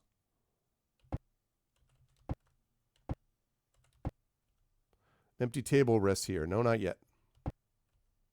An old man sits alone at this table with a look of hopelessness in his eyes. "Aye, these are dark times for Rama, where men and monsters plot evil deeds and maidens are given unto dragons." Okay. A rugged bartender. "Hey, rugged bartender." Bartender speaks in a throaty, low voice. "Pull up a chair and have a bite to eat. We charge only 1 platinum piece for a plate of food and a single beverage. The meal today is brown rice with fresh fish, straight from the Sea of Camden. Very good, I must say." I'm not going to buy that now, but thanks. You head up the stairs.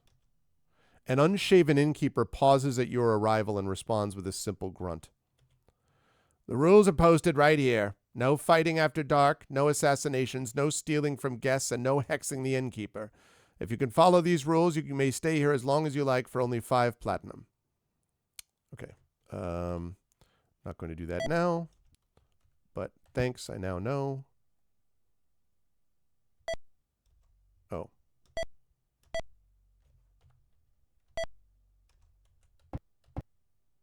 Okay. All right. Well, it's got everything you could want in your well-dressed fantasy town. But I think it's time that we set out. Oh, shoot. I didn't mean to do that.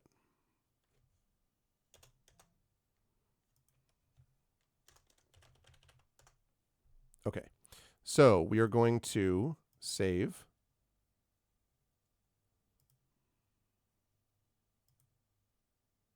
No. And we are going to save the map.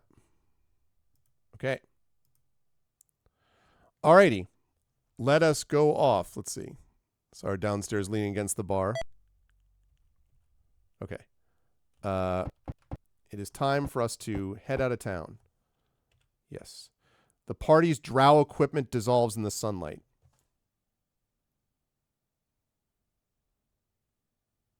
Womp womp. Why would you give me...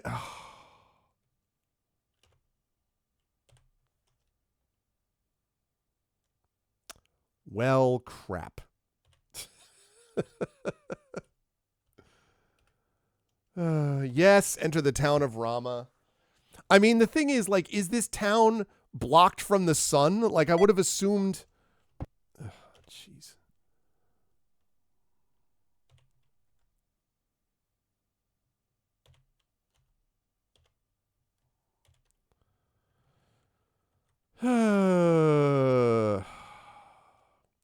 All right, let's go get some plate mail.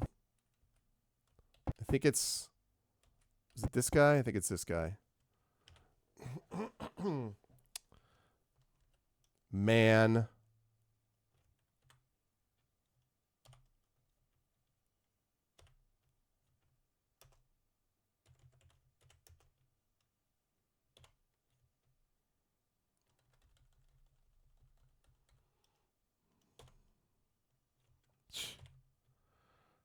Womp womp.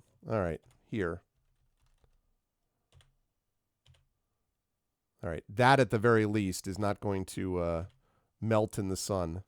That's funny. I mean, of course I know that, but I figured when it didn't happen, you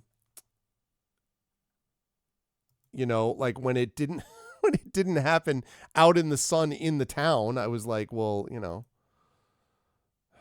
Right. Yes. Okay, so we've got Camden Bay, which we could take across the way to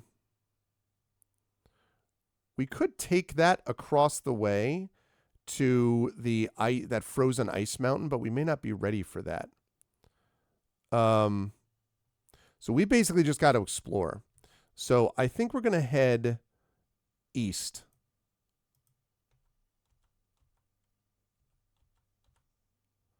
Large stones have been arranged in a circular formation here. Do you approach? Yes. Ooh, it's the Lunar Observatory, is it? Okay. Within this clearing stands a large circular stone formation. Oh, this is where the guy signed the treaty. A wooden sign has been placed nearby which reads Lunar Observatory. I guess a lunar observatory isn't of much use to us during the daytime, a member of the party comments. Yes, but what if I were to wait for, let's say, 2 hours?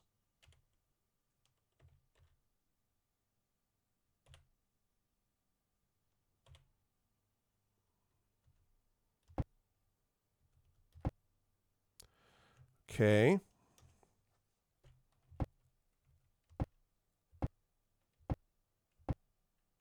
Leave the observatory. No. No. No.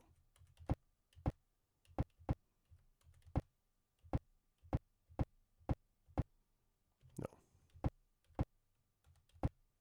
No. No. No. No.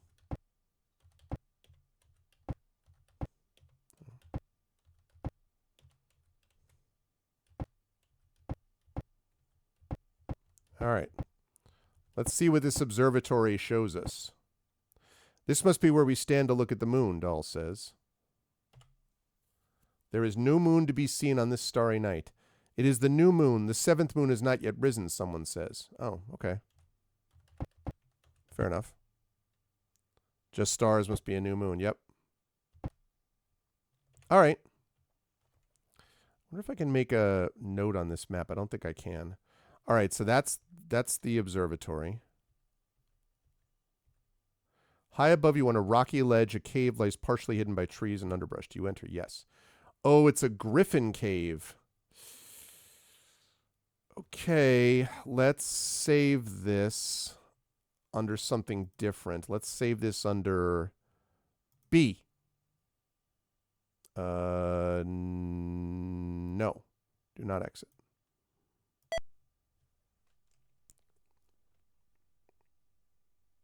You ever have a case so bad? Exactly, it's like noir.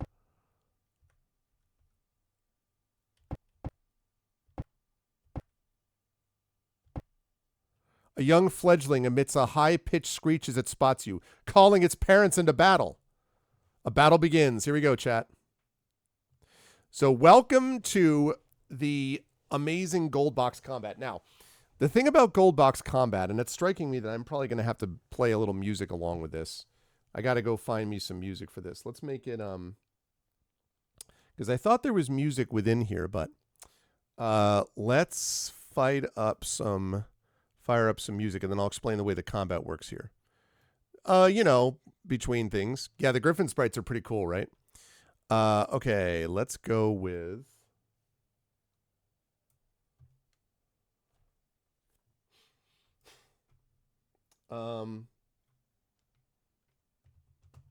This will make Dragon happy.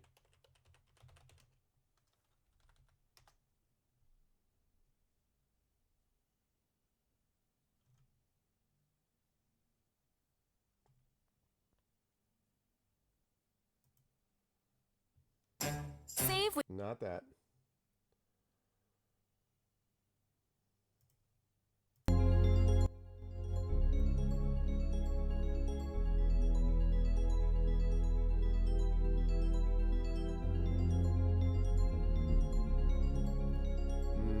Yeah, but the only problem is I need the original.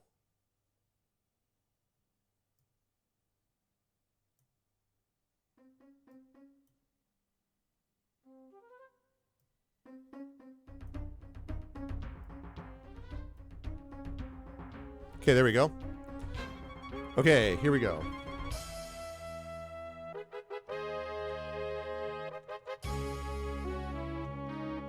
Great. All right, here we go. So now the way that the way that this normally works, in this section the map is replaced by this, and it shows you the Griffin. It shows you its AC. It shows you what you can do to it, like whether you can hold or charm it. We've got a fledgling back there. Oh no, I didn't mean to do that. That was an accident.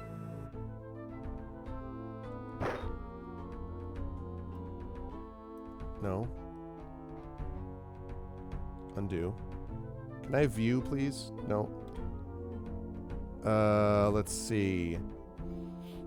Okay, that was almost a mistake. All right, we're gonna cast. We're gonna cast it on. Let's see. That one, which is 36. Let's do that one. Zap. Okay, broadsword. All right, Seth, I need you up front. I'm gonna have to attack here. Oh, look at the little fledgling! Look at the little cute fledgling!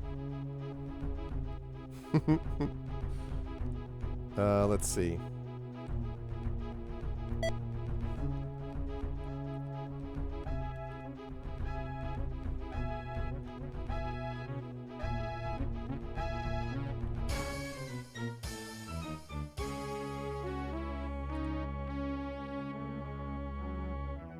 Oh, Sir Anthony has got to get up there. All right.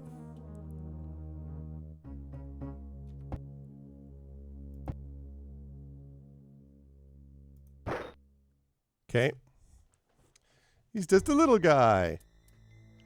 Okay, Valia, I need you to... Okay, good. Doll. Down. That's... What? Raven! No! Raven! Raven!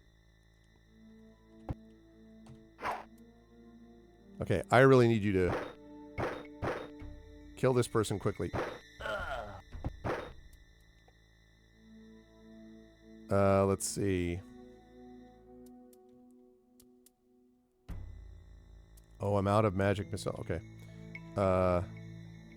Aim. Exit. Do you have...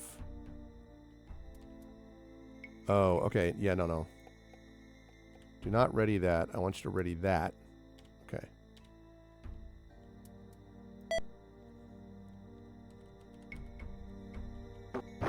Dart. Okay. All right, I'm going to take a chance. I don't want her going down, so I'm going to...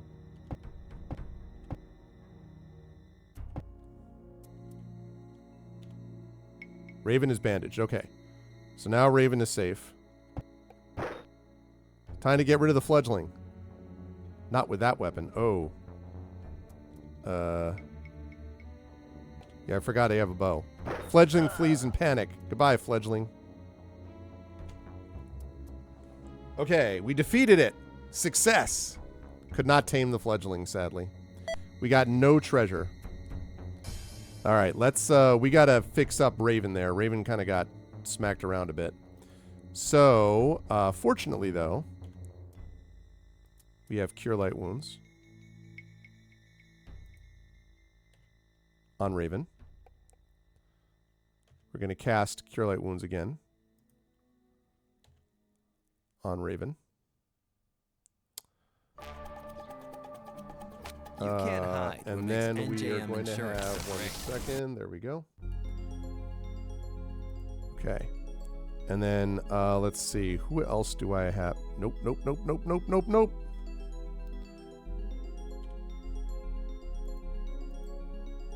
Is it?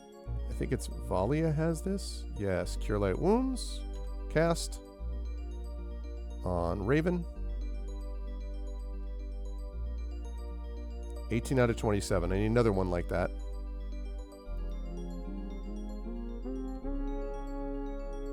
All right, Raven's at 20 out of 27. Seth could use something too, actually. So I'm going to have Sir Anthony. Oh, well, he can... Listen, he can do stuff, all right? He can lay on hands on Seth. Feels better. Okay, so 36 out of 42. Okay, I think everyone's in better shape now. I'm going to save this under, what was this on? What did I say? B? I think I said B. Okay. Thank you, thank you. All right, so good stuff. Now...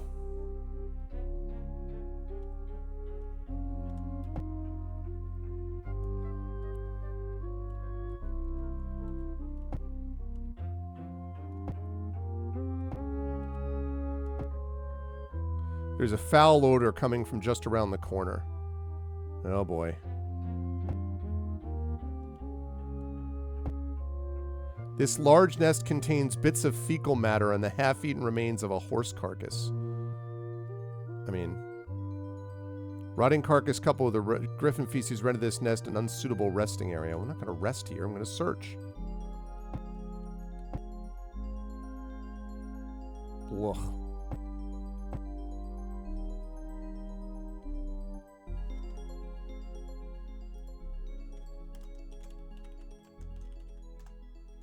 Okay. All right. So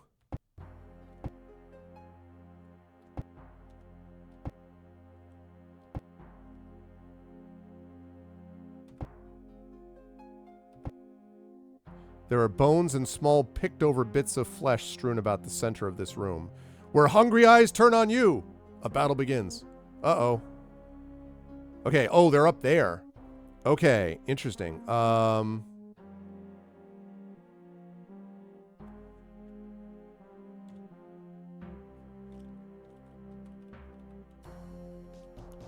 Okay, we got... You know what this is well suited for? You know what this is well suited for? Raven is going to need... Raven, what have you got in terms of spells? You got invisibility. Sleep. That could be very useful. Okay, here's what we're going to do. We're going to cast... We're going to have you cast Sleep.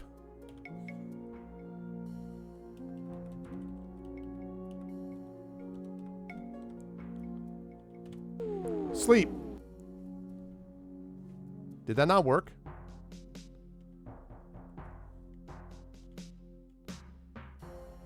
Sir Anthony. Okay, I need you to get in front of my magician.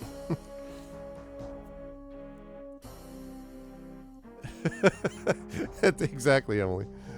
All right, I'm gonna guard.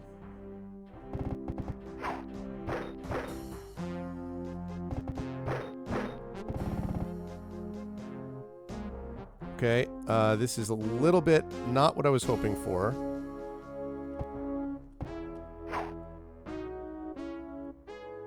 Let's see. I need you to...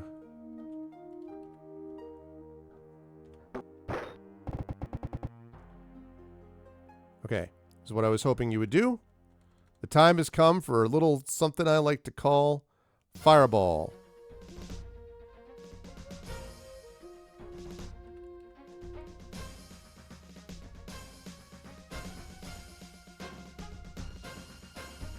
think this does it.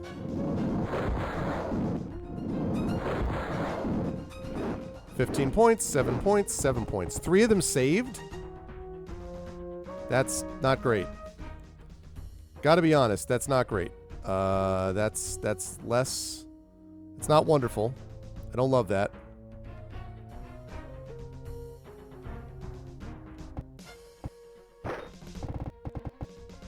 We got a lot of griffins here.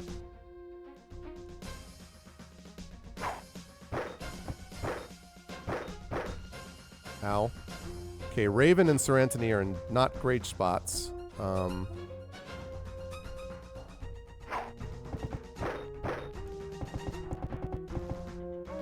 We got a lot of griffins.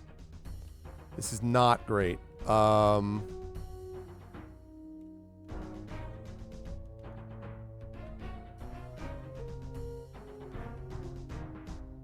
First of all,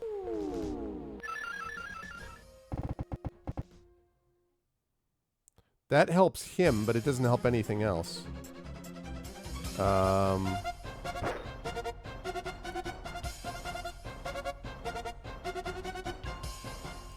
This is problem.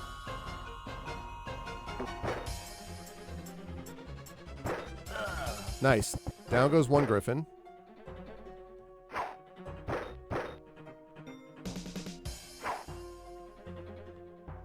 Okay,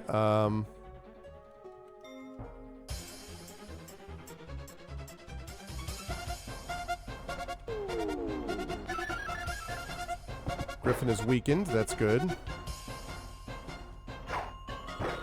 Ow, ow, ow.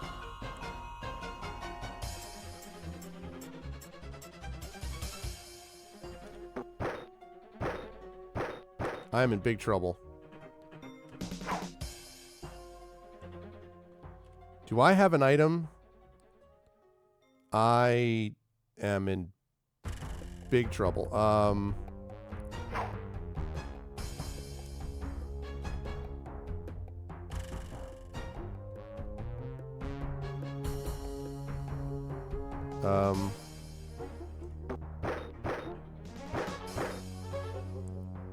This is very bad.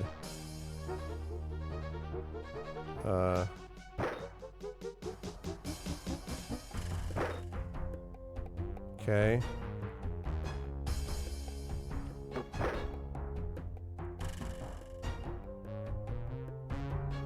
Wonder if I can get... I think I can get one spot. Okay, good. Okay, that griffin is like, I can't get there. I can't get there. Oh, no!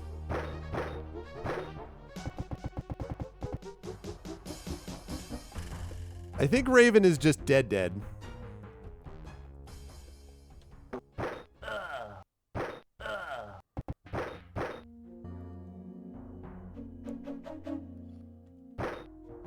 This is very bad. Ow, ow, ow, ow.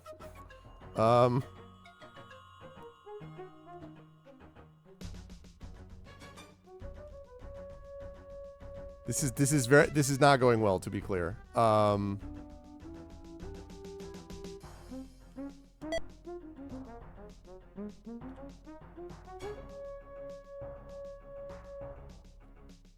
didn't want to go there.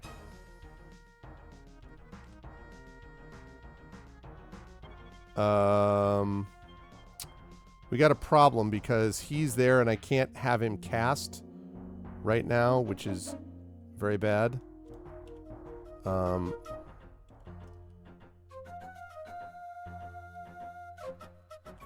Okay.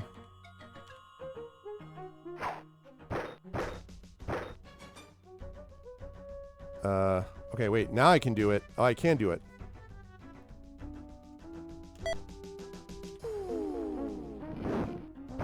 Five points of damage. Come on, man.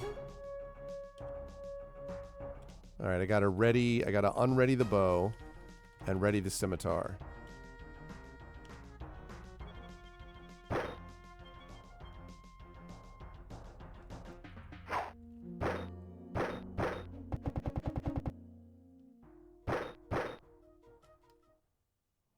Let's see. Dead. Okay. Stop missing. Stop missing.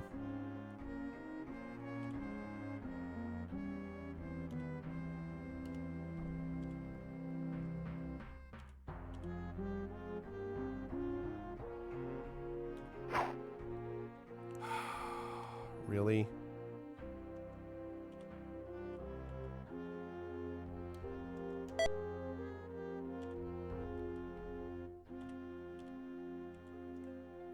This is not looking good, chat.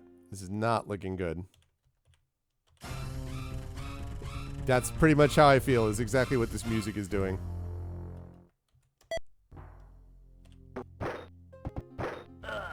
Yep.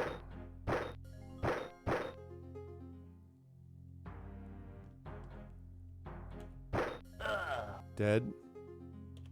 Bandaged. Oh no! Let's see.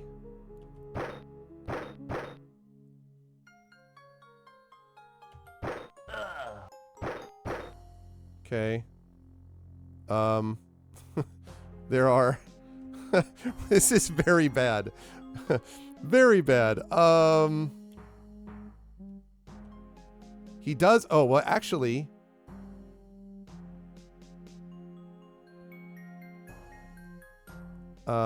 I can use...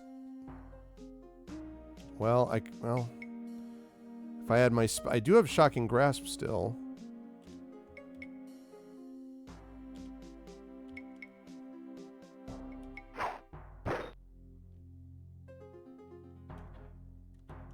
Shocking Grasp.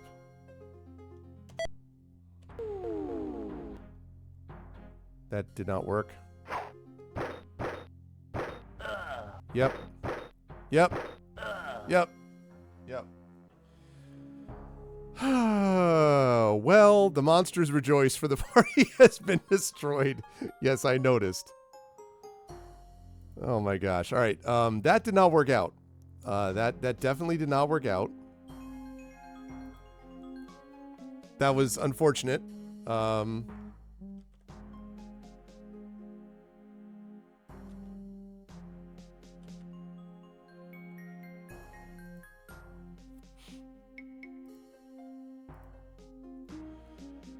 Well, shoot.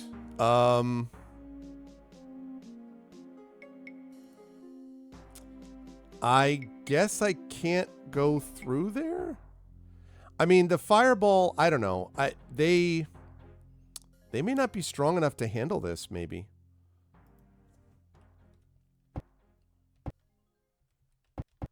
Okay, I came from here.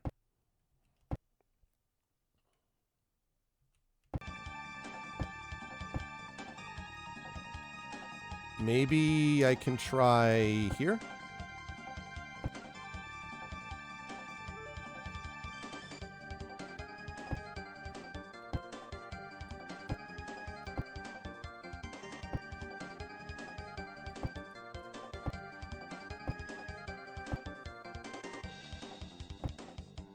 I'm worried about going into any of these rooms because I feel like any of these rooms are going to have more creatures. So...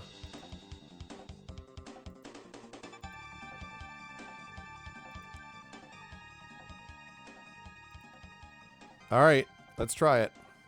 Two fledgling griffins play together in the center of this lair. One of them spots you and screeches, calling its parents from their nest along the southern wall. The griffins attack. Okay, but how many, though? Okay, see, this is more rational. You gotta go clear this are some rats, I know. This is more rational. See, I've got one of these.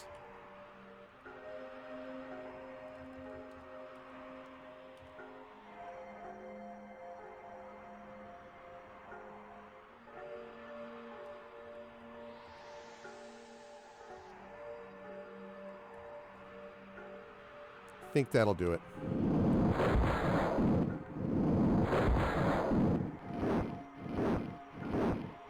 Oh, shoot. Whoopsie. Sorry about that. Jeez, like what? What the heck, man? Raven's unconscious.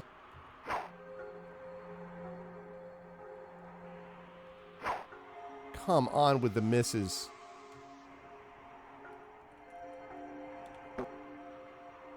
Please stop hitting with...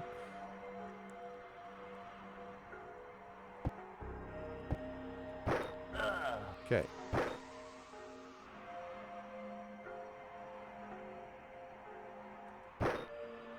Okay.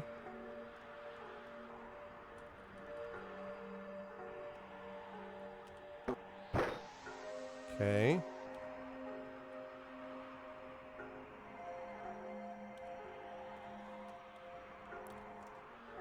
Okay, you are there. So, all right. I mean, there we go, dead.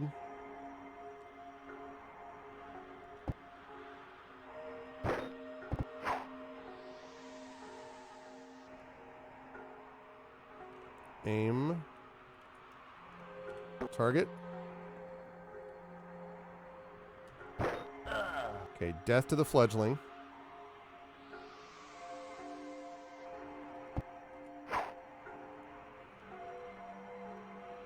Okay. This should be fine if I can get them down in time. Ow.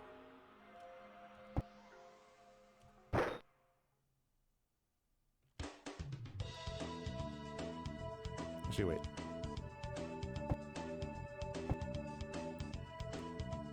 Now... Missed, huh?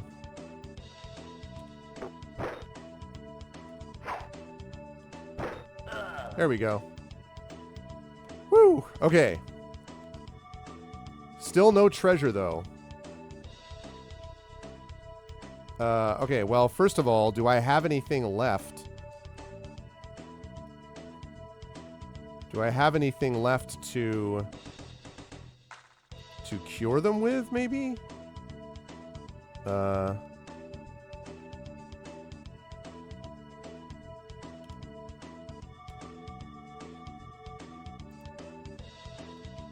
Oh.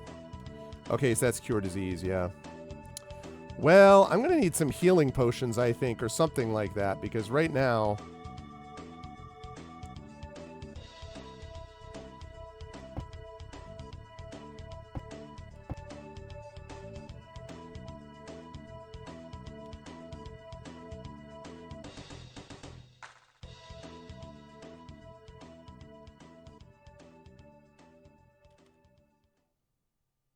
I was so excited when I heard the sandwich was back. I was like, Cloud9. Wait. This is Mike. And a little thing I love I don't about care about this. There's an advertisement. Okay, there we go. All right. Well, I think the problem is I can't rest here.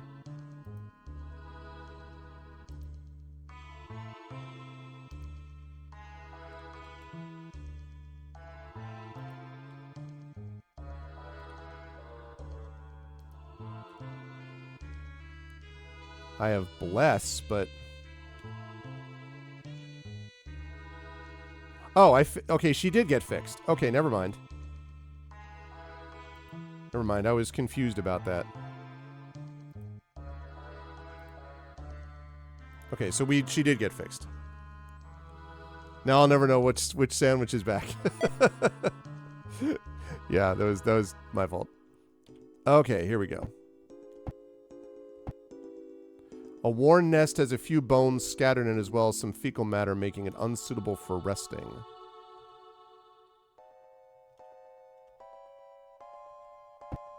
Alright, so far this has been kind of a bust. I mean, like, well, I don't know. I mean, it's getting us experience, I guess, but... A pair of griffins leap at you and attack. Okay, 2 griffins? Literally just a pair. Okay. 2 I can maybe handle.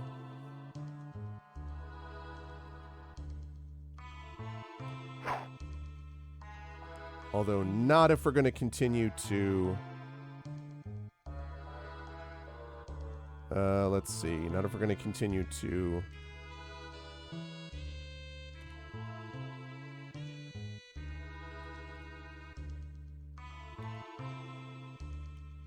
No, target myself.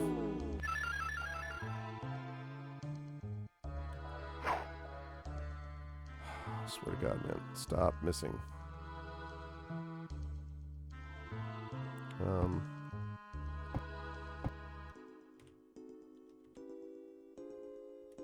Actually, wait. No, I don't want to attack anything yet.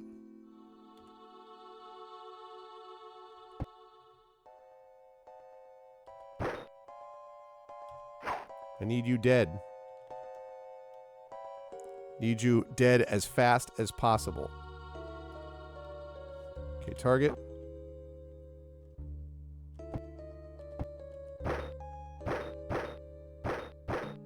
Jeez.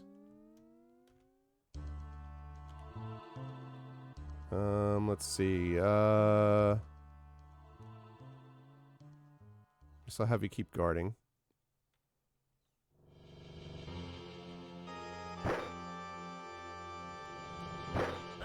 There we go.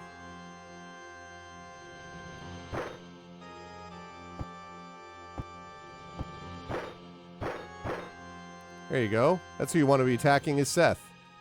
Good call. Now I'm going to hit you in the butt. Okay, well, you turned around, but that was the theory anyway.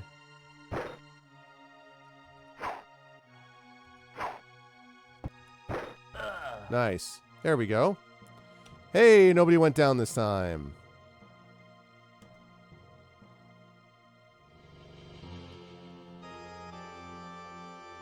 Nobody went down this time. That's good, but less good is the fact that as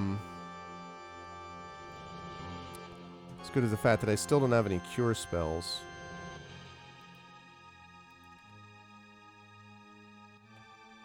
Could throw Bless on there at some point. I just don't like Raven's situation right now. That is so Raven. That's right, I said it. I said it and I'd say it again. Okay.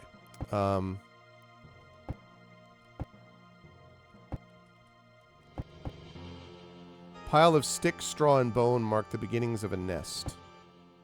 The empty nest here looks like a safe and comfortable place to rest. Aha! I've just finished narrating over That 400 sounds pages good. I am of glad Dark to Souls lore hear it. I from am a very book happy called about that. Okay.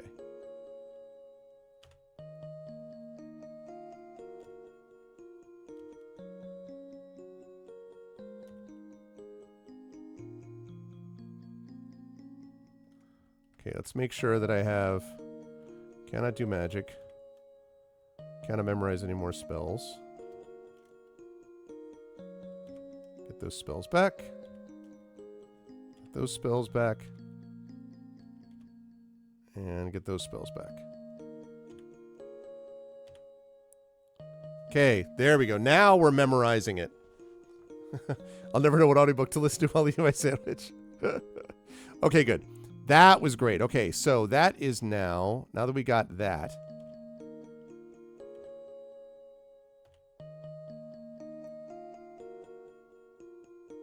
Okay, now we're going to save that. Okay, now that's excellent. Okay, now we're in much better shape. Okay, so safe Griffin nest. Because that way, after one of these, we can go to a place which is safe to rest. So now I can go here. There are bones and small picked over bits of flesh strewn about the center of this room where hungry eyes turn on you. Okay, so yes, this is the big mega fight.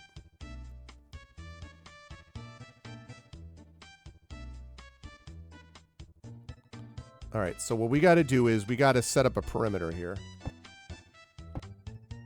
Guard. Done. Guard.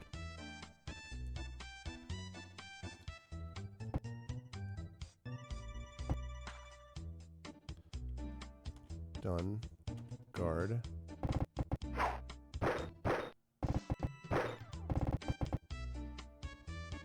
Okay, good. Now we hit him with Fireball.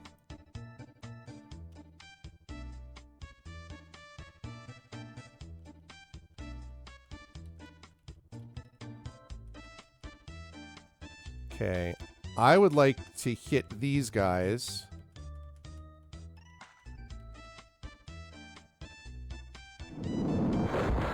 Kaboom. 20, 20, and 20. Lovely. I like what I see. Okay. So now we hit this dude.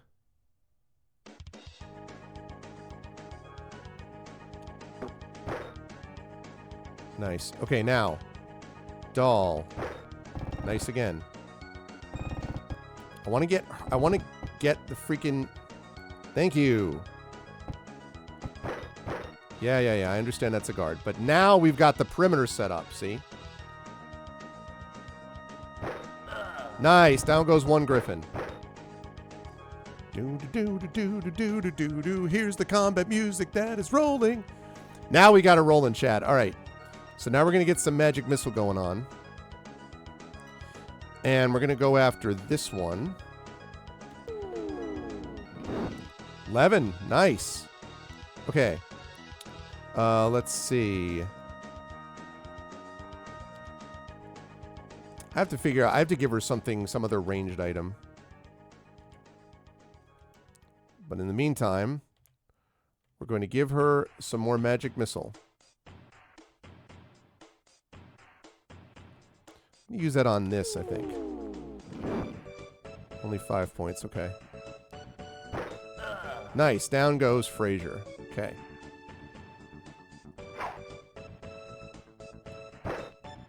$16. I love it. Okay, so far so good. This is going much better than it was last time because I have my guys were better prepared.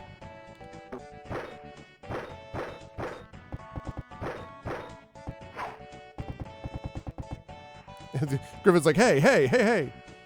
Okay, let's see. Miss.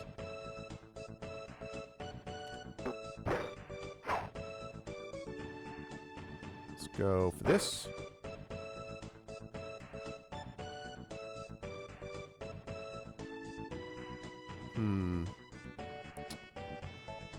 I will delay. If I had 2 fireballs, that would be even better, but...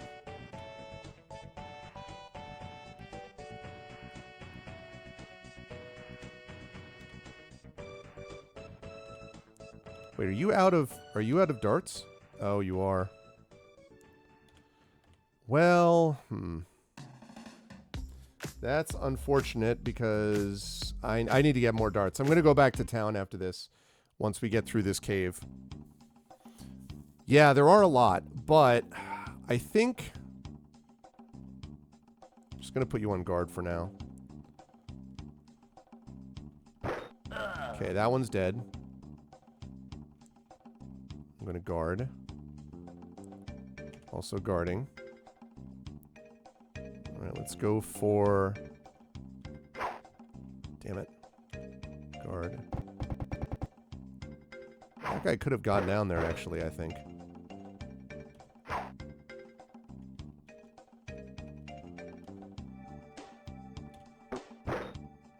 Okay. Nice. Okay, I like what I see. Yeah, that's fine. Yes, another good one. Okay. Seth and Doll are still okay.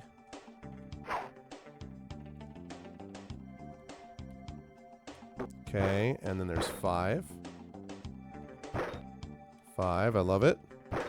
There you go. Now we're cooking with gas.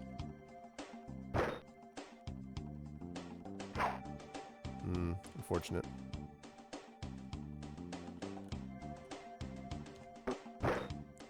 Two is unfortunate. Darn it. Guard. If I had him in a row of 4, I'd put Raven up there, but otherwise, no. Nice. Fleas in panic. Kaboom! Hey, I didn't tell you to leave.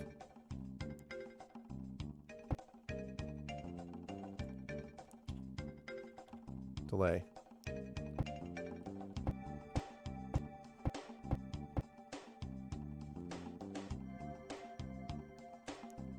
Okay, let's see.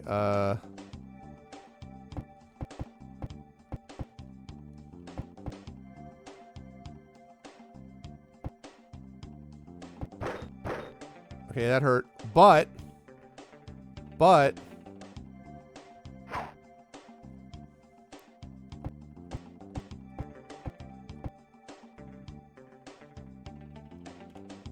Do I have items? Do I have enough that I can... No, I don't have anything I can shoot at you.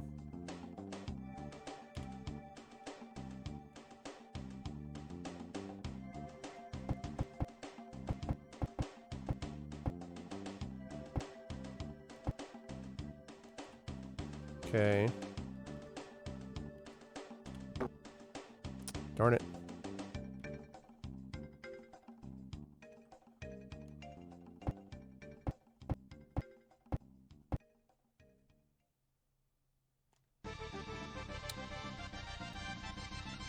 All right, can I...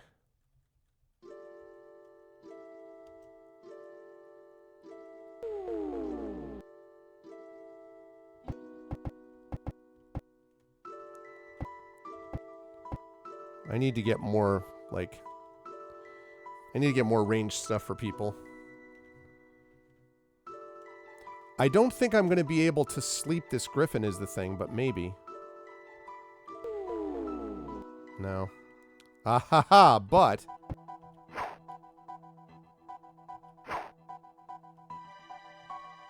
Oh, nope.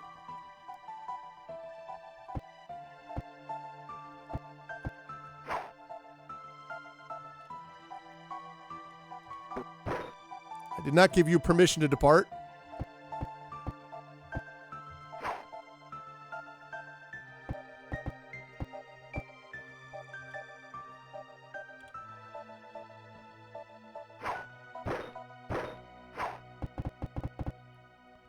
Seven points.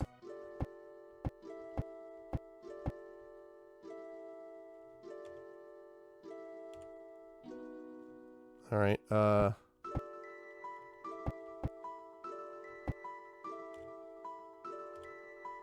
Unfortunate, unfortunate.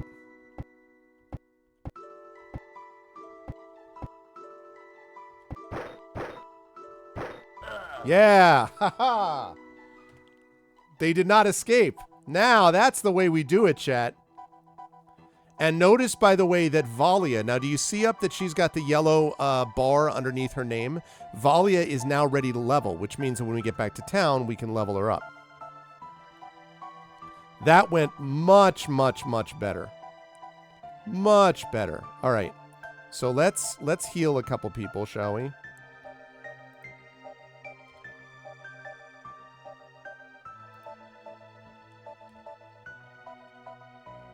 Okay, I want to do that again.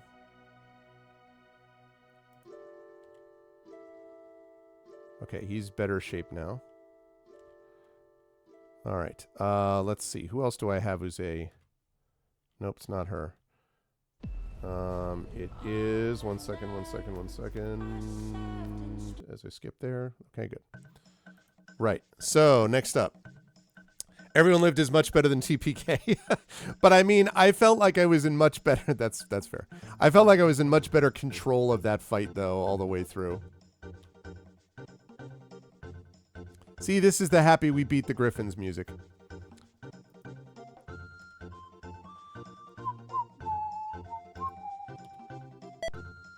Okay, let's go with Doll. Doll took a beating, but... Okay, and then Sir Anthony. Oh, he doesn't have lay on hands? But he rested. I guess, yeah. Oh, it has to be 24 hours, I guess. Okay, either way, that's fine. We're going to encamp right now. We're going to save this under B. All right. That was fun. That was fun getting it because it just made me feel a lot better when we actually had it there. Okay, now, because this was the main room that they were in, I'm guessing that I can explore this room safely. I'm really hoping there's like some griffin helm or something cool at the end of this.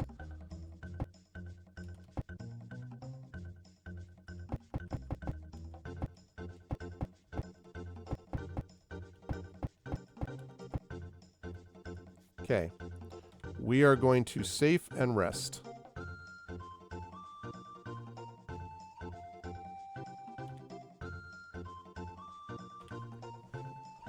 Get our magic back. I am super excited that we have a nest here that we can go back and sleep to with no problem. It's interesting that there's been no treasure at all, though, to pick up in any of this. I mean, I guess it makes sense, but... Okay, we're going to save that under B. No. Okay. All right, so now we're going to go up here, and we're going to see what we've got.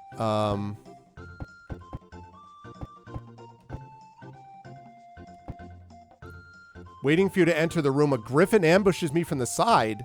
What? A single griffin? Wow, went after Remloff. Dude. Not cool.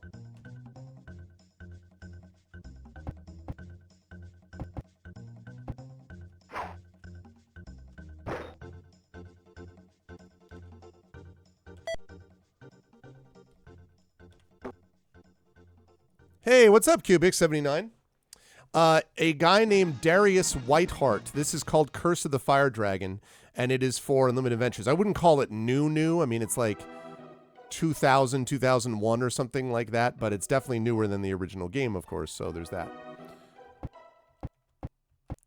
But we have just gotten it underway, and it's pretty cool so far. I am enjoying it quite a bit.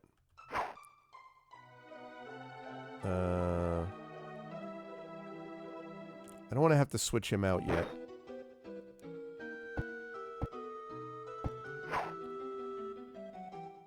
You are surrounded, sir.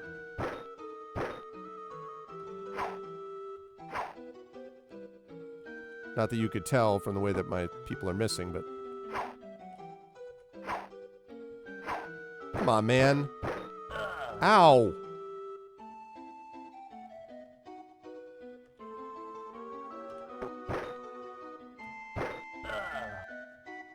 Jeez. Poor Remloff, man.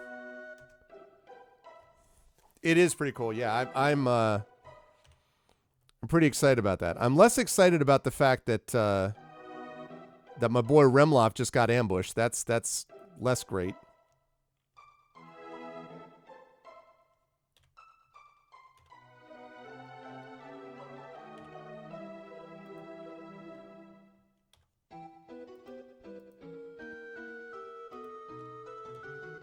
Okay, we're going to do that again. Second verse, same as the first.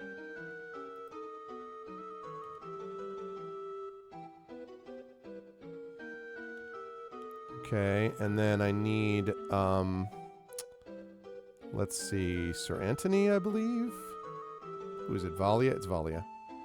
Yes. I should be casting Bless on my people, too. I keep forgetting to do that.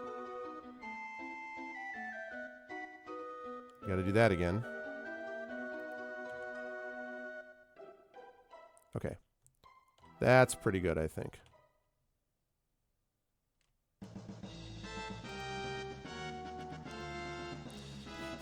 I chased down that griffin and took him out. So it wasn't that. It was this other dude who was just, I don't know, like trying to be a smart guy. Valia spots a female griffin carefully watching you from within her nest.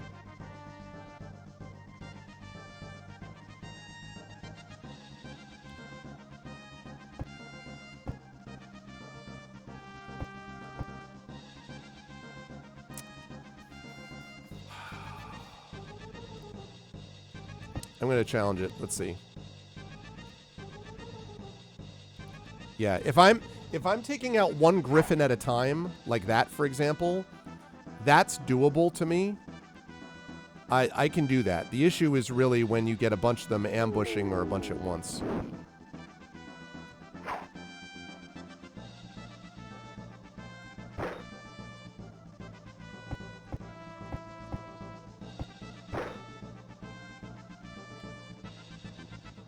I don't want to cast that, so instead... Whoops, nope.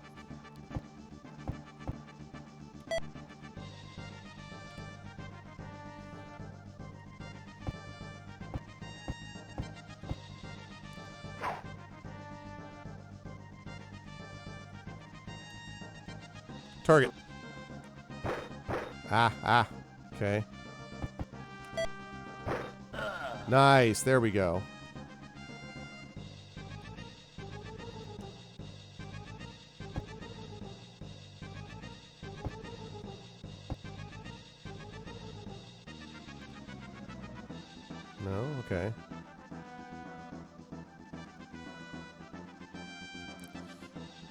Okay, not sure about this move, but we're going to see.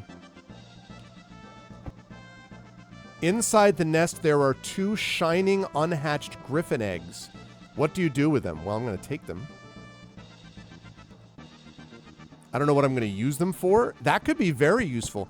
I wonder if I could I, like, hatch the griffin eggs and raise them? Or something?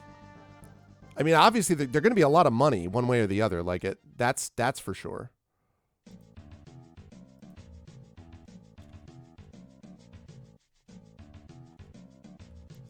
Also, I want to save the map. Okay. Guard griffins. Listen, if I can raise them, I would absolutely do that. I just don't know if I can.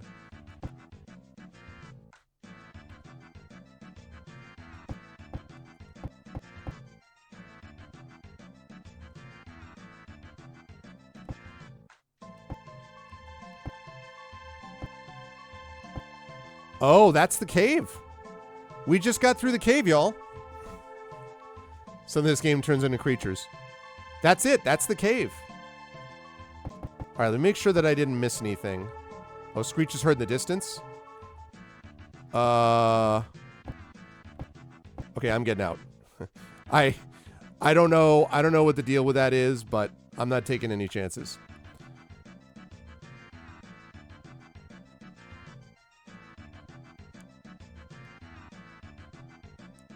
Yes, we are going to the town of Rama. Okay, welcome back to the town of Rama.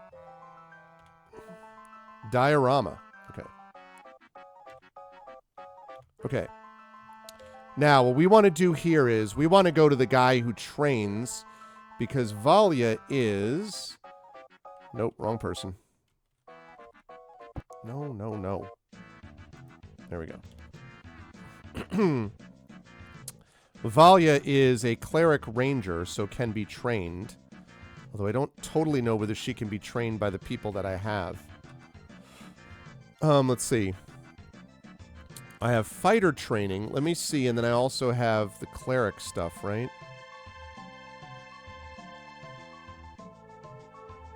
Let me go see about if I can train her in the... Because I wouldn't mind having a little bit more cure power.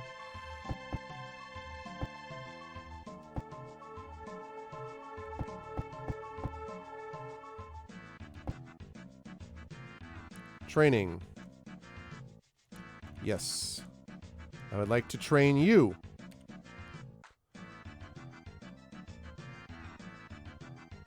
Oh. Okay. So I need to... Right.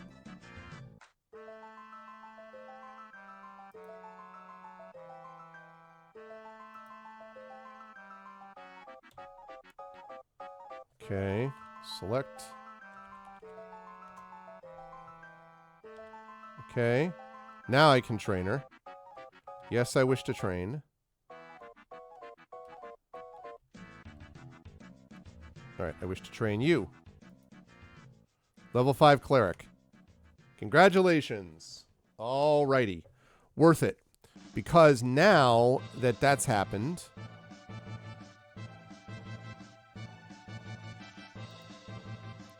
Now that that's happened, I can have her rest.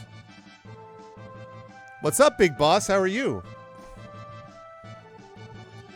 Yeah, I heard Screech, and I was like, if that's Mama Griffin looking for her eggs, I better get out, is basically what that told me. Someone in the tavern calls out to you and says, save us from the dragon. We're working on it. Working on it, my dudes. Yes, I want a room key.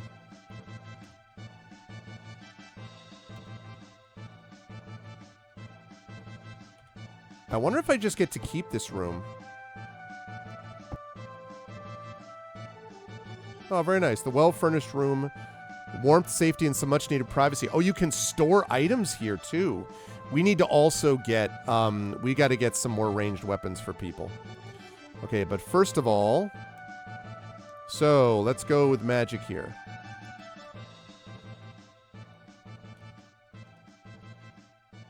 Wait a minute. Don't I get another spell, though?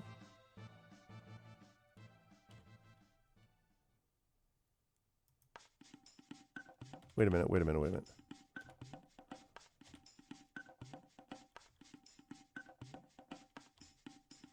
First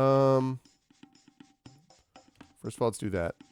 But also, doesn't she have...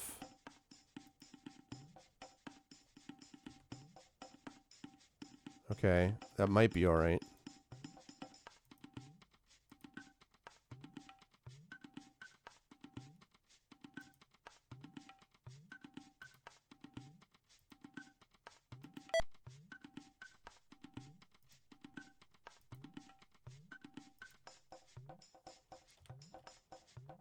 All right, let's rest that time. It's good to see you, Big Boss. Why are they wearing Star Trek sweaters? I need to remember how to set it up, though, because I thought that Valia, now that she's level 5, should have another spell available to her.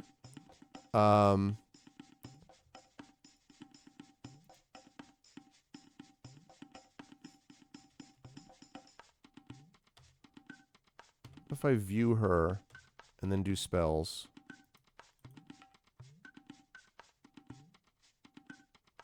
Maybe I'm wrong.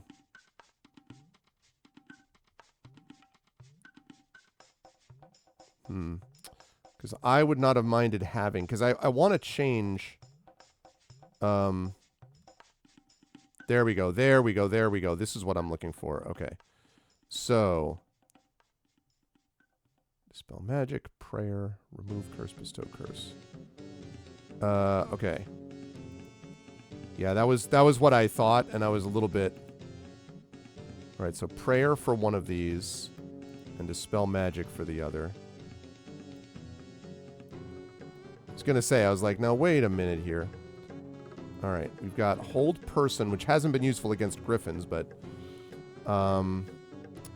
let's go with hold person. I think resist fire could be useful in the game Curse of the Fire Dragon. Okay.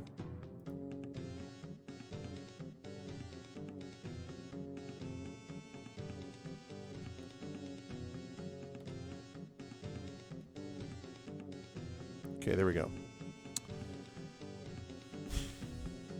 Okay, so...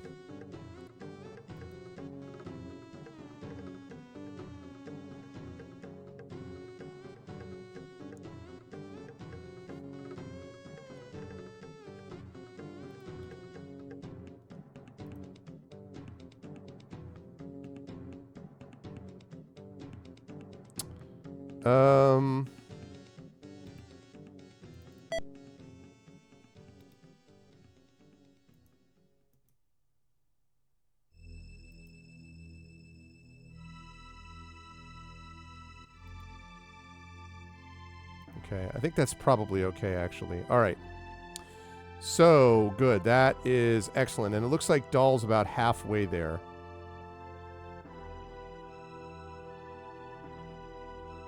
Okay. So now what I need to get is... I wonder what it'll cost. I wonder what those eggs would... I'm working on saving you from the dragon. Jeez.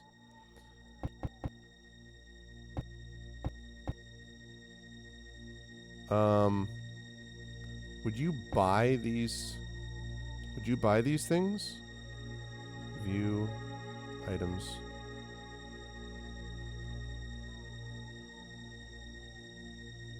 Exit. Exit. View items. I don't actually remember who picked up the exit. I don't remember who picked up the... It might have been Doll who picked up the griffin eggs. Exit. Exit. Was it Raven? Exit. Exit. It was Remloff? Seth? Who picked up the freaking griffin eggs?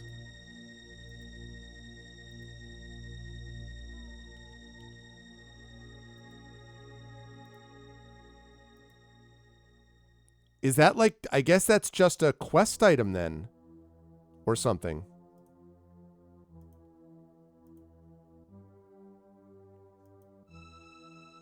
Interesting. I thought that someone would have picked it up. If it was a separate item, I guess, though. I didn't finish the game yet. Yeah, very cute. No, we had a very productive thing. All right. Well, so what we need to do is we need to get... if she's the wrong class for a crossbow and bolts, then I'm not going to have her use it. So the question is, what am I going to have her do? So she's a magic user thief. Yeah, so she should be using like a bow.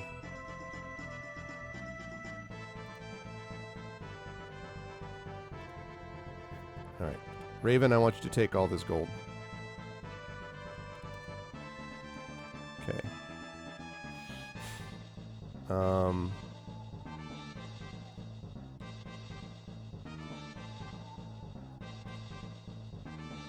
Okay, so it's not there. It's got to be this one that has it. Oh, did I not ever go in here? I don't think I ever went in here. Yeah, I never went to the bladesmith. My bad. You went to this shop just in time to see a beautifully carved sword emerge from its cooling bath for the final time. The bladesmith then tests the sword's strength and balance, ensuring that it is without fault.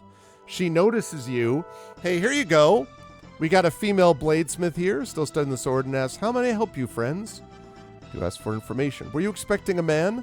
Let me assure you that my blades are of the finest quality, properly balanced to give warriors like you just the edge you need.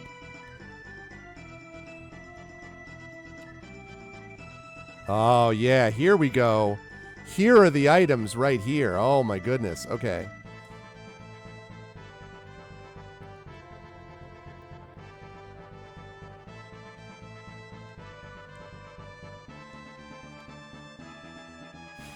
All right, so she's got a short sword. She's got a dagger. Let's sell the dagger. We're going to buy a dagger.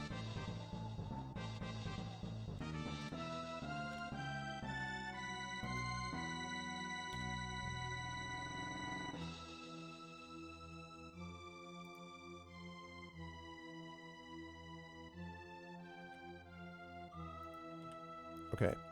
But what I really need here... and I'm going to have her sell this. Yes. I'm going to have her sell this crossbow and bolts. Instead, what I want is I want her to buy a bow.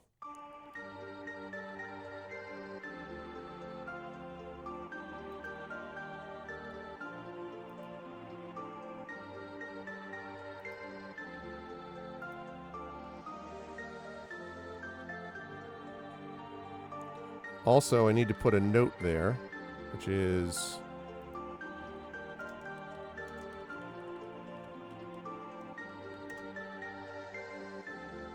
blacksmith, bladesmith, armorsmith. Okay.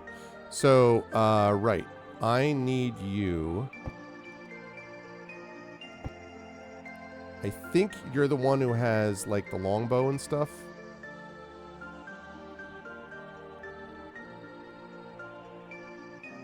Bolts. Who has the longbow?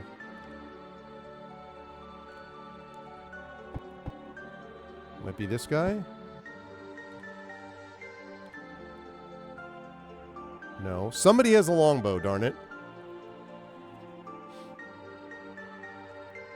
Takes place in the Roaring 20s.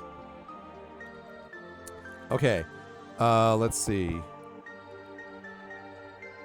This is the guy... this is Trident guy.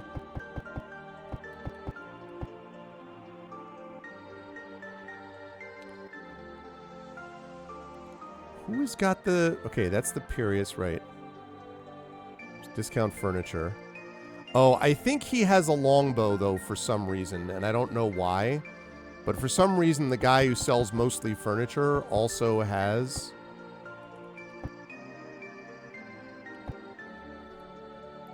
also has a longbow. Yes, thank you. Let's make sure the right person.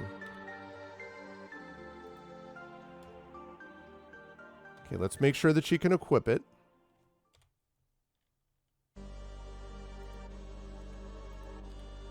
God damn it, she can't equip that either.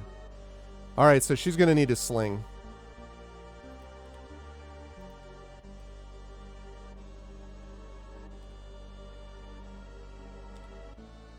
Alright, so she needs a sling. Do you have a sling? You do not. Okay. But I know I saw someone who had a sling. Was it here? Yes, okay. Please tell me that she can at least use the sling.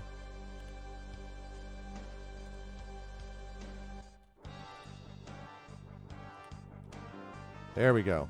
All right. So we've got the dagger, we've got the sling. Okay.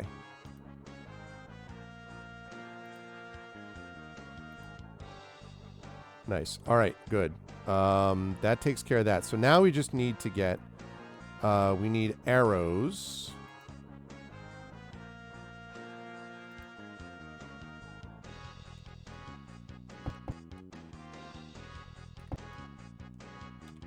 Is it here that you get arrows? Those are bolts and things like that.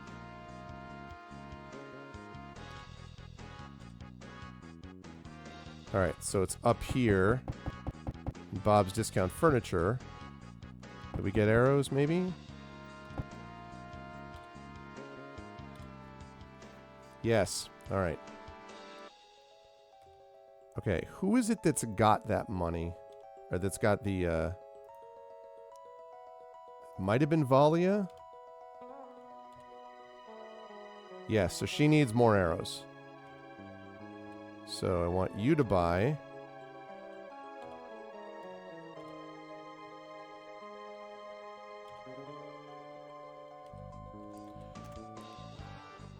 Going through this platinum pretty quickly. Alright, buy arrows. Buy arrows. Buy arrows. Okay. Can I appraise, maybe? Alright, I'm just checking one last time to see if I can maybe get any of these people to appraise the griffin eggs. And if not, I just have to assume that I have them. And it's just not going to tell me because it's not in the regular sort of inventory.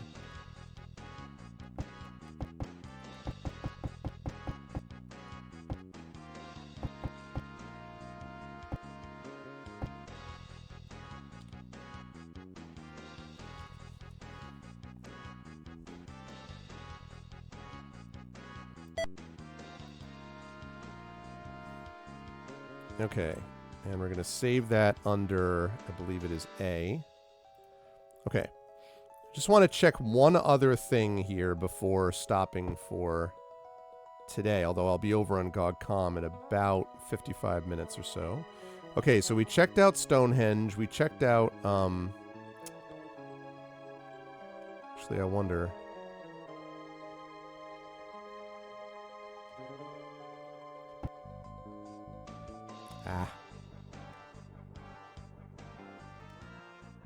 Alright, well, let's see. Can we rest for...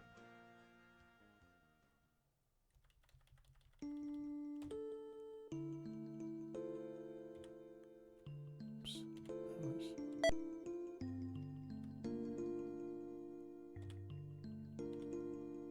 Okay. Still no moon to be seen? Oh, I thought that was last night. There's got to be some moon. The new moon doesn't last for longer than a night.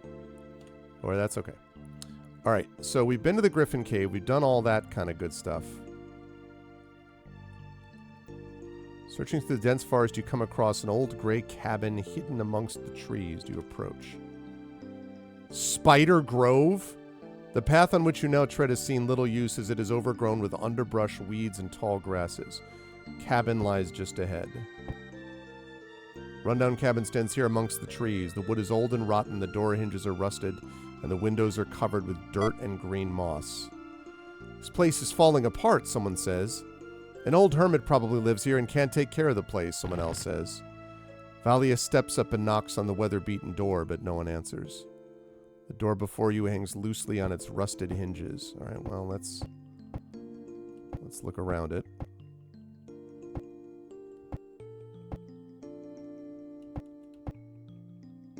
Rear door is slightly cracked open. It appears to have been used more recently and more frequently than the door at the front of the cabin. That's interesting.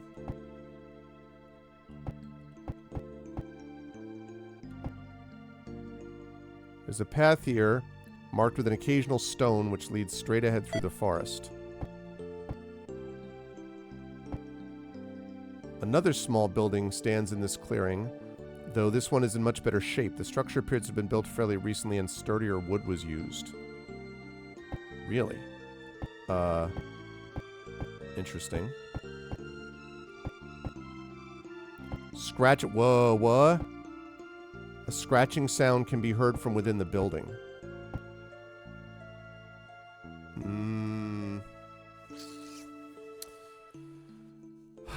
So we've got a rundown cabin and we've got a better built...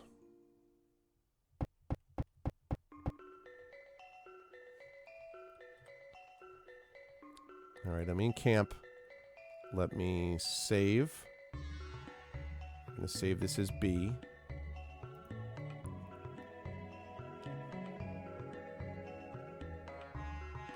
And we're going to save the map.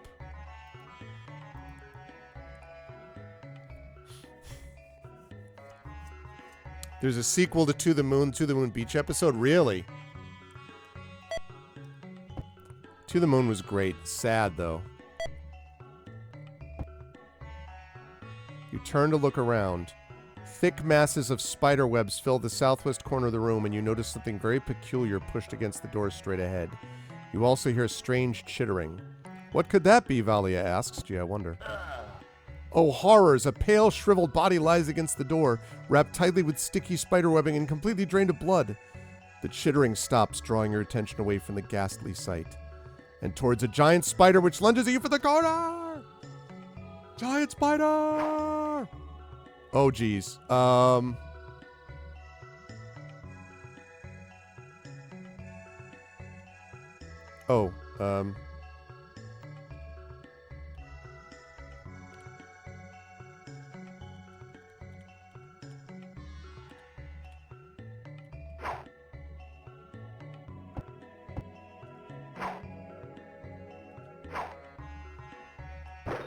I would like you not to keep missing. That would be great. Burning hands. Seems quite appropriate here. Okay, that's less great. That's less great. Going to delay. I need you...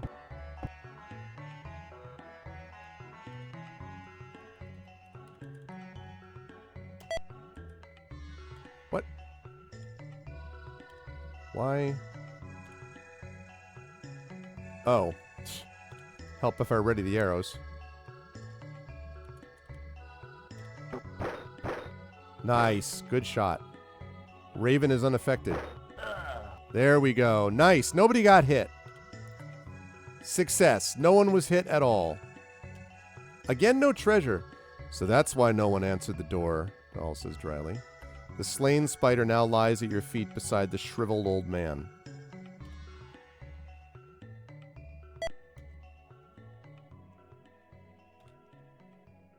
Fairly happy with how that fight went.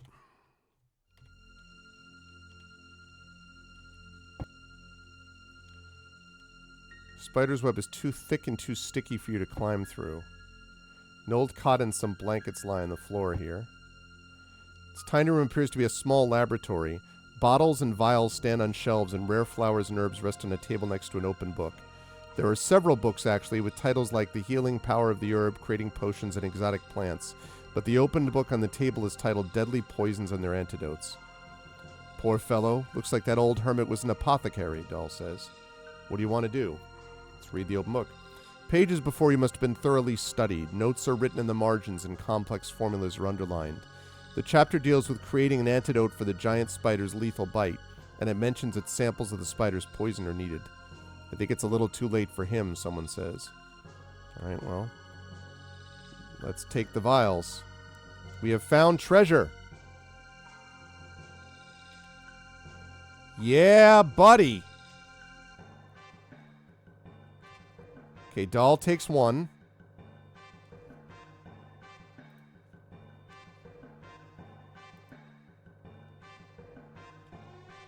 And let's have Seth Take a potion of extra healing. Let's go. No, we don't have nominations today, Echo. I forgot that that Songs of Conquest, which Effect Life had nominated that one for August. We never had a Patreon field game for August because I was away. So we're doing Songs of Conquest this month because that was the one that won in August. Starting in October, we'll have nominations and votes again. So what's up, Geister? Yes, I'm very excited about that. Well, 3 weeks, yes. But if you count, I mean, Gen Con felt like it was part of it, you know? Okay. All right, so we got some potions. That's useful. For sure. Yeah, so Songs of Conquest will be the next one that I do. The Patreon game, that is, which will be happening in 2 weeks. Faint path leads to the southeast. Okay. 2 enormous metal gates are found within this room, looking like holding pens. You can hear noises coming from behind the gate to the east, and the gate to the north is open. This tiny cell is covered with spider webs and rat skeletons. A huge ball wrapped in webbing hangs from the ceiling. As you're watching it, something within the ball twitches. That thing is probably full of giant spiders, Seth says. There's a large egg sac here. What do you want to do? Yeah, torch it. As it burns, a few spiders drop out, charred and crisp from the fire, but otherwise harmless. Congratulations, each party member receives 100 experience points. Burnt spider webs now hang within this room. Yeah, I'm not taking any chances. So this dude basically was... He was trying to figure out poison antidotes and flew too close to the sun, basically.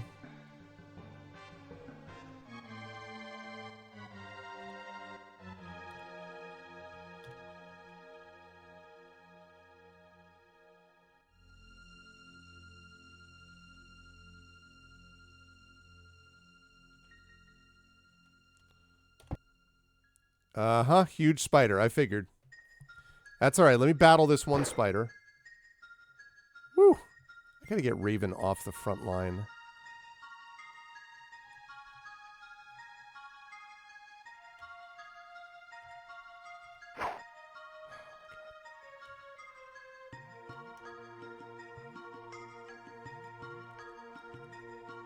Target.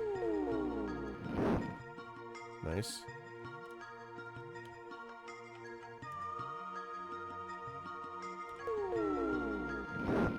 Nice. There we go. No problems. The dead spider lying at your feet, you brush off the webs that have fastened to your clothing.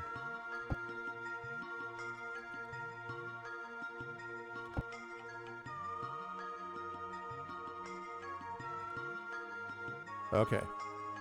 All right. So that's it. We just found this little...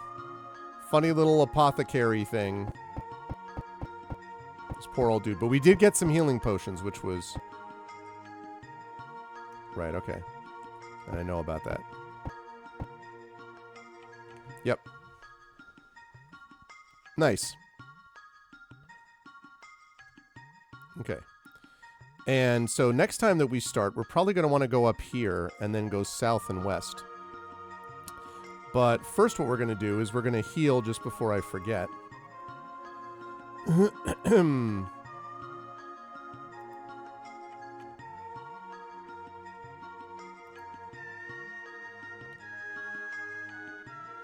That was a terrible Cure Light Wounds. Really? We just got 2 single-point heals. That is weak sauce, Valia. Absolute weak sauce. Come on, man.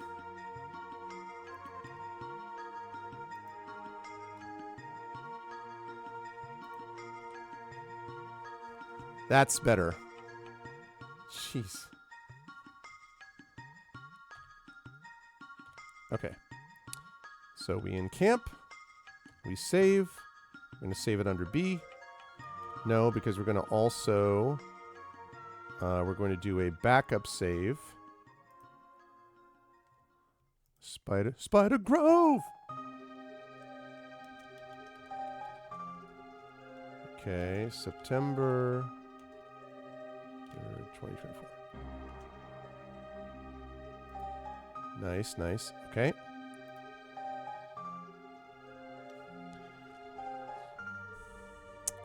Yes, but this one actually that I'm playing, Geister, is not. Oh, you called Audible. You're going to World Fantasy. Oh, more things added to the list. Oh my god. Yeah, I may or may not be going to World Fantasy. I'm not sure yet. Kind of depends on what the schedule looks like around then, because obviously CanCon's a couple weeks after that, so I'm not 100% sure. We'll see. But yeah, so I want to get Raven off of that front line, actually. Let me do this while I'm thinking about it. Order.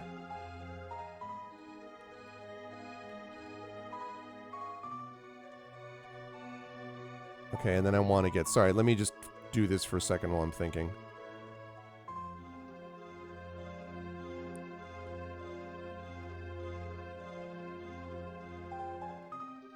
Okay, and then I want to do Seth.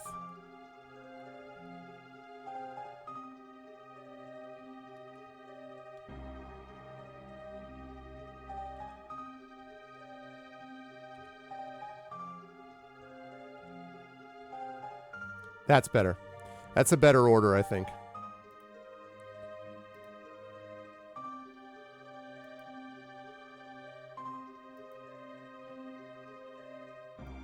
Okay. So, this actually is Curse of the Fire Dragon, Geister. So this is actually, this was done, I think, I want to say 2001 is when this particular module was done by a guy named Darius Whiteheart. And it's gotten a lot of good reviews as being a very solid game of this type, like Hall of Fame Unlimited Adventures type. So since I had never played it before, but I wanted to do something retro as well, I was like, let me give this a shot and see what this is like. And so there we go. And the Power of Gold Box also made that work too. So it's interesting too because it shows a lot of the Gold Box companion games, and a lot of these I know. Pool of Radiance I played on stream, and I won that back in the day. Curse the Azure Bonds I won back in the day. I think I may have played Secret of the Silver Blades. I might have played Pools of Darkness. Champions, I don't think I did any of the Dragonlance ones. So Champions of Krynn, Death Knights of Krynn, Dark Queen of Krynn.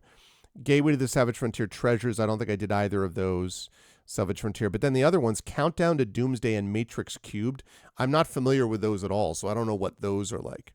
So, how did you figure that's funny, Illness?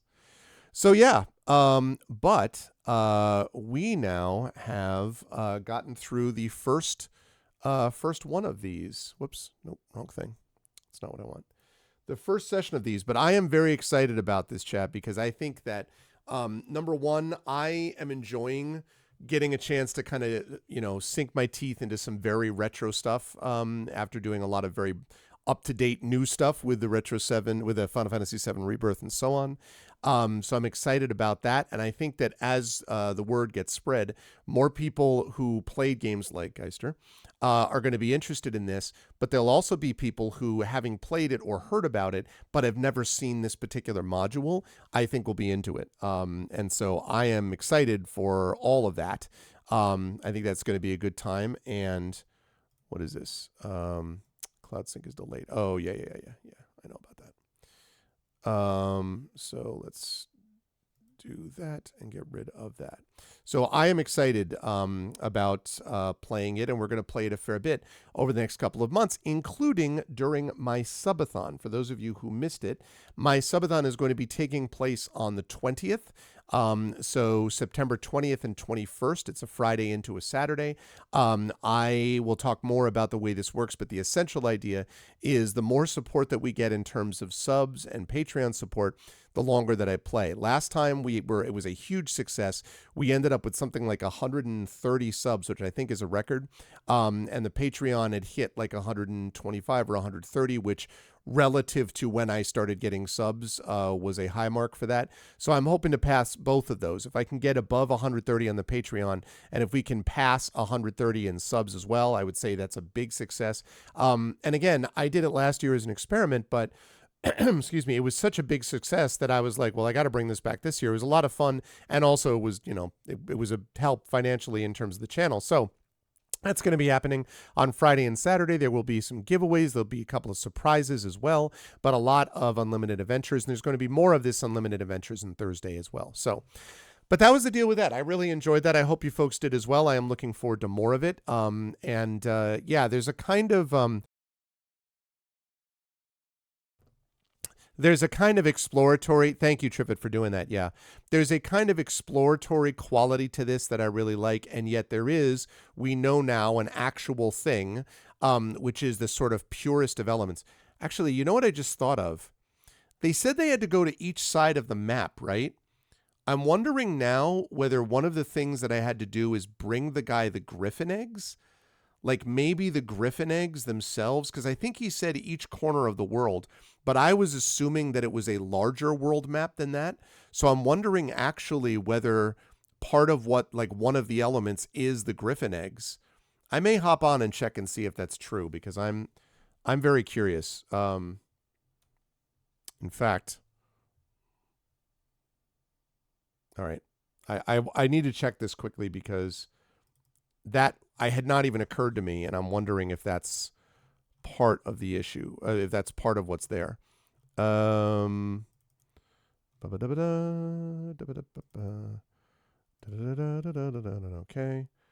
and then start game. Press key 1. Thank you, Cubics, for the follow. I appreciate it. Welcome to the Arvanauts. Okay, play the game. Load saved game.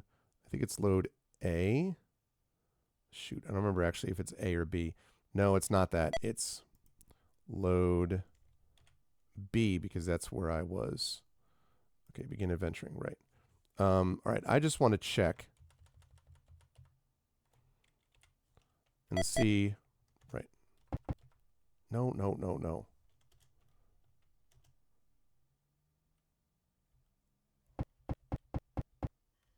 Okay.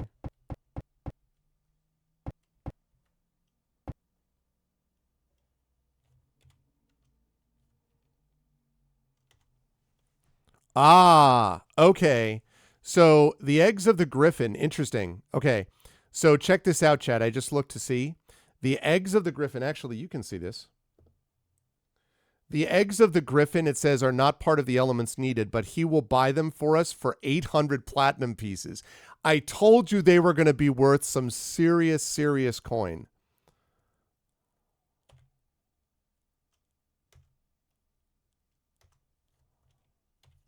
Wow. That is a lot of money. But that is interesting. So that gives me something to work with. Oops, nope. Leave. Yes.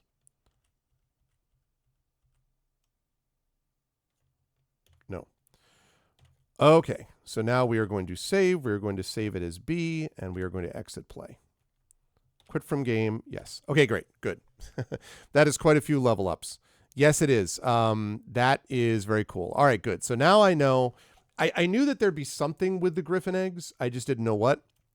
Now I know that it was cold hard cash, which is not a problem, actually, because we spent at least 800 today with getting a bunch of weapons and stuff like that.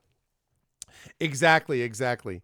He's just like, oh, it's a delicacy. I'll pay 1,500 platinum, seriously. Anyway, but that was a lot of fun. I'm really enjoying this. I cannot wait to get further into it and to have people come along for the ride. I think it's going to be a good time. So if you like what you saw and heard today, remember to follow the channel. And don't forget, I'm going to be over at GOG in about just a little over a half hour with more Black Geyser Couriers of Darkness over on Pen and Pixels. So you can check me out over on GOG.com. Otherwise, please make sure to follow the channel. Check out my YouTube. Did I hear what you said? What thing did you say? Am I just going to say it now? One of the GOG stream timer. Oh, thank you. No, I did not see that. I missed it when I was busy figuring out about the Griffin eggs. Thank you, Echo. Yeah, 10th anniversary of the stream team. Now, I have not been with them the whole time. I think I joined them a couple years after the stream team started because I think I've been with them for like 8 years, probably, I would say. I've probably been in GOG for about 8 years as well. But thank you, Echo. Yeah, that's right. 10 years. My goodness. Oh, my pleasure. Thank you, Emily, for stopping by as always and watching it. And thanks everyone else. And please make sure to stop by and spread the word and let other people know, because we're going to be doing more of that. It's going to be good times. If you like what you saw and heard, please follow the channel. Check out our YouTube at !ArvTube, Discord. Oh man, that sucks, Imaginary Exponent. Well, listen, I'm never going to say anything relating to the reasons you might have internet issues. So I hope you're doing okay. I will be playing this again Thursday night. I'll be doing more of this on Thursday night. And what we did was we got started. We sort of figured out that there's this fire dragon that basically people have been sacrificing a person in the town, and specifically a young woman in the town for like the last 21 years. It's an ancient red dragon, and it can only be defeated by the use of a weapon that is forged from 4 elements. That are like the purest of fire, water, earth, and wind. And so we're going to have to figure out how to get that. So far, what we did today was we explored a griffin cave. We got 2 griffin eggs, which netted us 800 platinum, so that was nice. We found an apothecary, a guy who was researching spider poisons, and it turns out that he was stuck in his own in a web from a spider which had killed him, so he killed a couple of giant spiders. And that's basically it. Got a couple of weapons, did a couple of reordering of the characters. We trained one of our characters up to the next level. So that's where we're at, and we're going to do more of this on Thursday. Oh, the internet provider is a jerk. Oh, okay. Well, VOD version, you'll be able to see what we had, but then you'll be caught up, and yeah, I'm excited for more. I'm really looking forward to this, everyone. It's going to be a good time. So, again, follow the channel, YouTube, !ArvTube. Thank you for watching me if you were watching me over on YouTube as well. Yes, I did use I used the pre-gen party that came with it, because that was the recommendation, was that the pre-gen party has the best combination of things for this, and so I gave it a try. It's a strange party. We have we have a rogue, we have a magic user rogue, magic user thief, because it's 2nd edition. We have a cleric magic user, we have a paladin, we have a fighter, and we have a ranger cleric. And we have 1 neutral evil and 1 chaotic evil, but then we also have a neutral good and a chaotic good, and a couple of like a true neutral and a lawful neutral. Very odd sort of party makeup, but it sort of works so far. So yeah, it'll be good. Anyway, please follow the channel. Check out the YouTube, as I said, with !ArvTube, Discord, !ArvCord, Twitter, !ArvTweets. It's weird, but it's our weird is the way I like to think of it. So, !ArvCord for the Discord, and then Twitter, !ArvTweets, Blue Sky, !ArvSky. Talk, my party makers all about gloss. I love it. I love it, Big Boss. And then !ArvTalk for my TikTok. ArvinElleron.com is the website. Remember, Gen GM, Zach and I are doing a recording much later tonight. I have a symposium meeting, and then after that, I'm going to be recording the next long form Gen GMs, and then I'm going to be working on some class syllabi tonight. But please make sure to check out Gen GMs, which is the show that Zach Clay and I do about DMing and GMing. There's going to be more coming out, shorts and longs, on that very soon. Same on my own YouTube channel with more shorts. And then don't forget Hearthglow, which is the podcast covering the time between Return to the Forbidden Library and Beyond the Forbidden Library, which are the last 2 in my first Forbidden Library trilogy. And you can find those over at my website at arvinelleron.com. Triffid is the amazing Triffid is doing the podcast editing for those. So you can find that over there. And then let's see, !Arv Shop is the merchandise area. !Arv is the Patreon. That's right. Next Hearthglow podcast out next Wednesday. But we have 3 up there already, so you can check those out as it is. You can check those out right now as we speak. !Arv is the Patreon. Please support there. As I said, big subathon coming up. Same thing with subbing to the channel. Please do that if you can. Custom sub badges and emotes to use here, there, and everywhere across Twitch. And remember, new subs or new upgrade subs or new gift subs are all cheaper this month during the month of September. So please do that. And remember, the subathon is going to be a big part of this coming up in a few weeks, a couple weeks from now. Let me see. Otherwise, Exclamation Point Icarus, my graphic novel from Athos Arts. Exclamation Library. Point Library is my Tales and Tomes, The Forbidden Library. That's my 5e adventure and source book from Alligator Alley Entertainment. Talked a lot about Forbidden Library already. And Exclamation Point Greyshade is my Greyshade IP. Greyshade, Renegade, and Heretic, the books of the Grey Assassin trilogy, all available from the amazing Athos Arts. You can also pre-order, well, first you can order the Greyshade audiobook from our very own Trent Sparks. That's out now as it is, but you can also pre-order the tabletop role-playing game of Greyshade coming out from Alligator Alley Entertainment late this year or early next year, because that's a good time as well, done by our very own Brandon O'Brien. And last but certainly not least, Exclamation Point BLM, Black Lives Matter, important to affirm and assert the significance and importance of Black lives. Exclamation Point Help Now, the World Health Organization page on suicide prevention. Important to reach out to others when you need help and reach out to others when they need help as well. And Exclamation Point Ukraine, UKRAINE, to help the people of Ukraine as they fight back against an illegal and illegitimate war with bravery and courage, and send the message we will do so for others in the future as well. Thank you to my wonderful mods today. Thank you to Dragonspear, Emily, Hillness, and Triffid. Thank you so much to my Patreon supporters and subscribers. Thank you to Dragon, Emily, Hillness, Triffid, Effect Life, and Nonstop.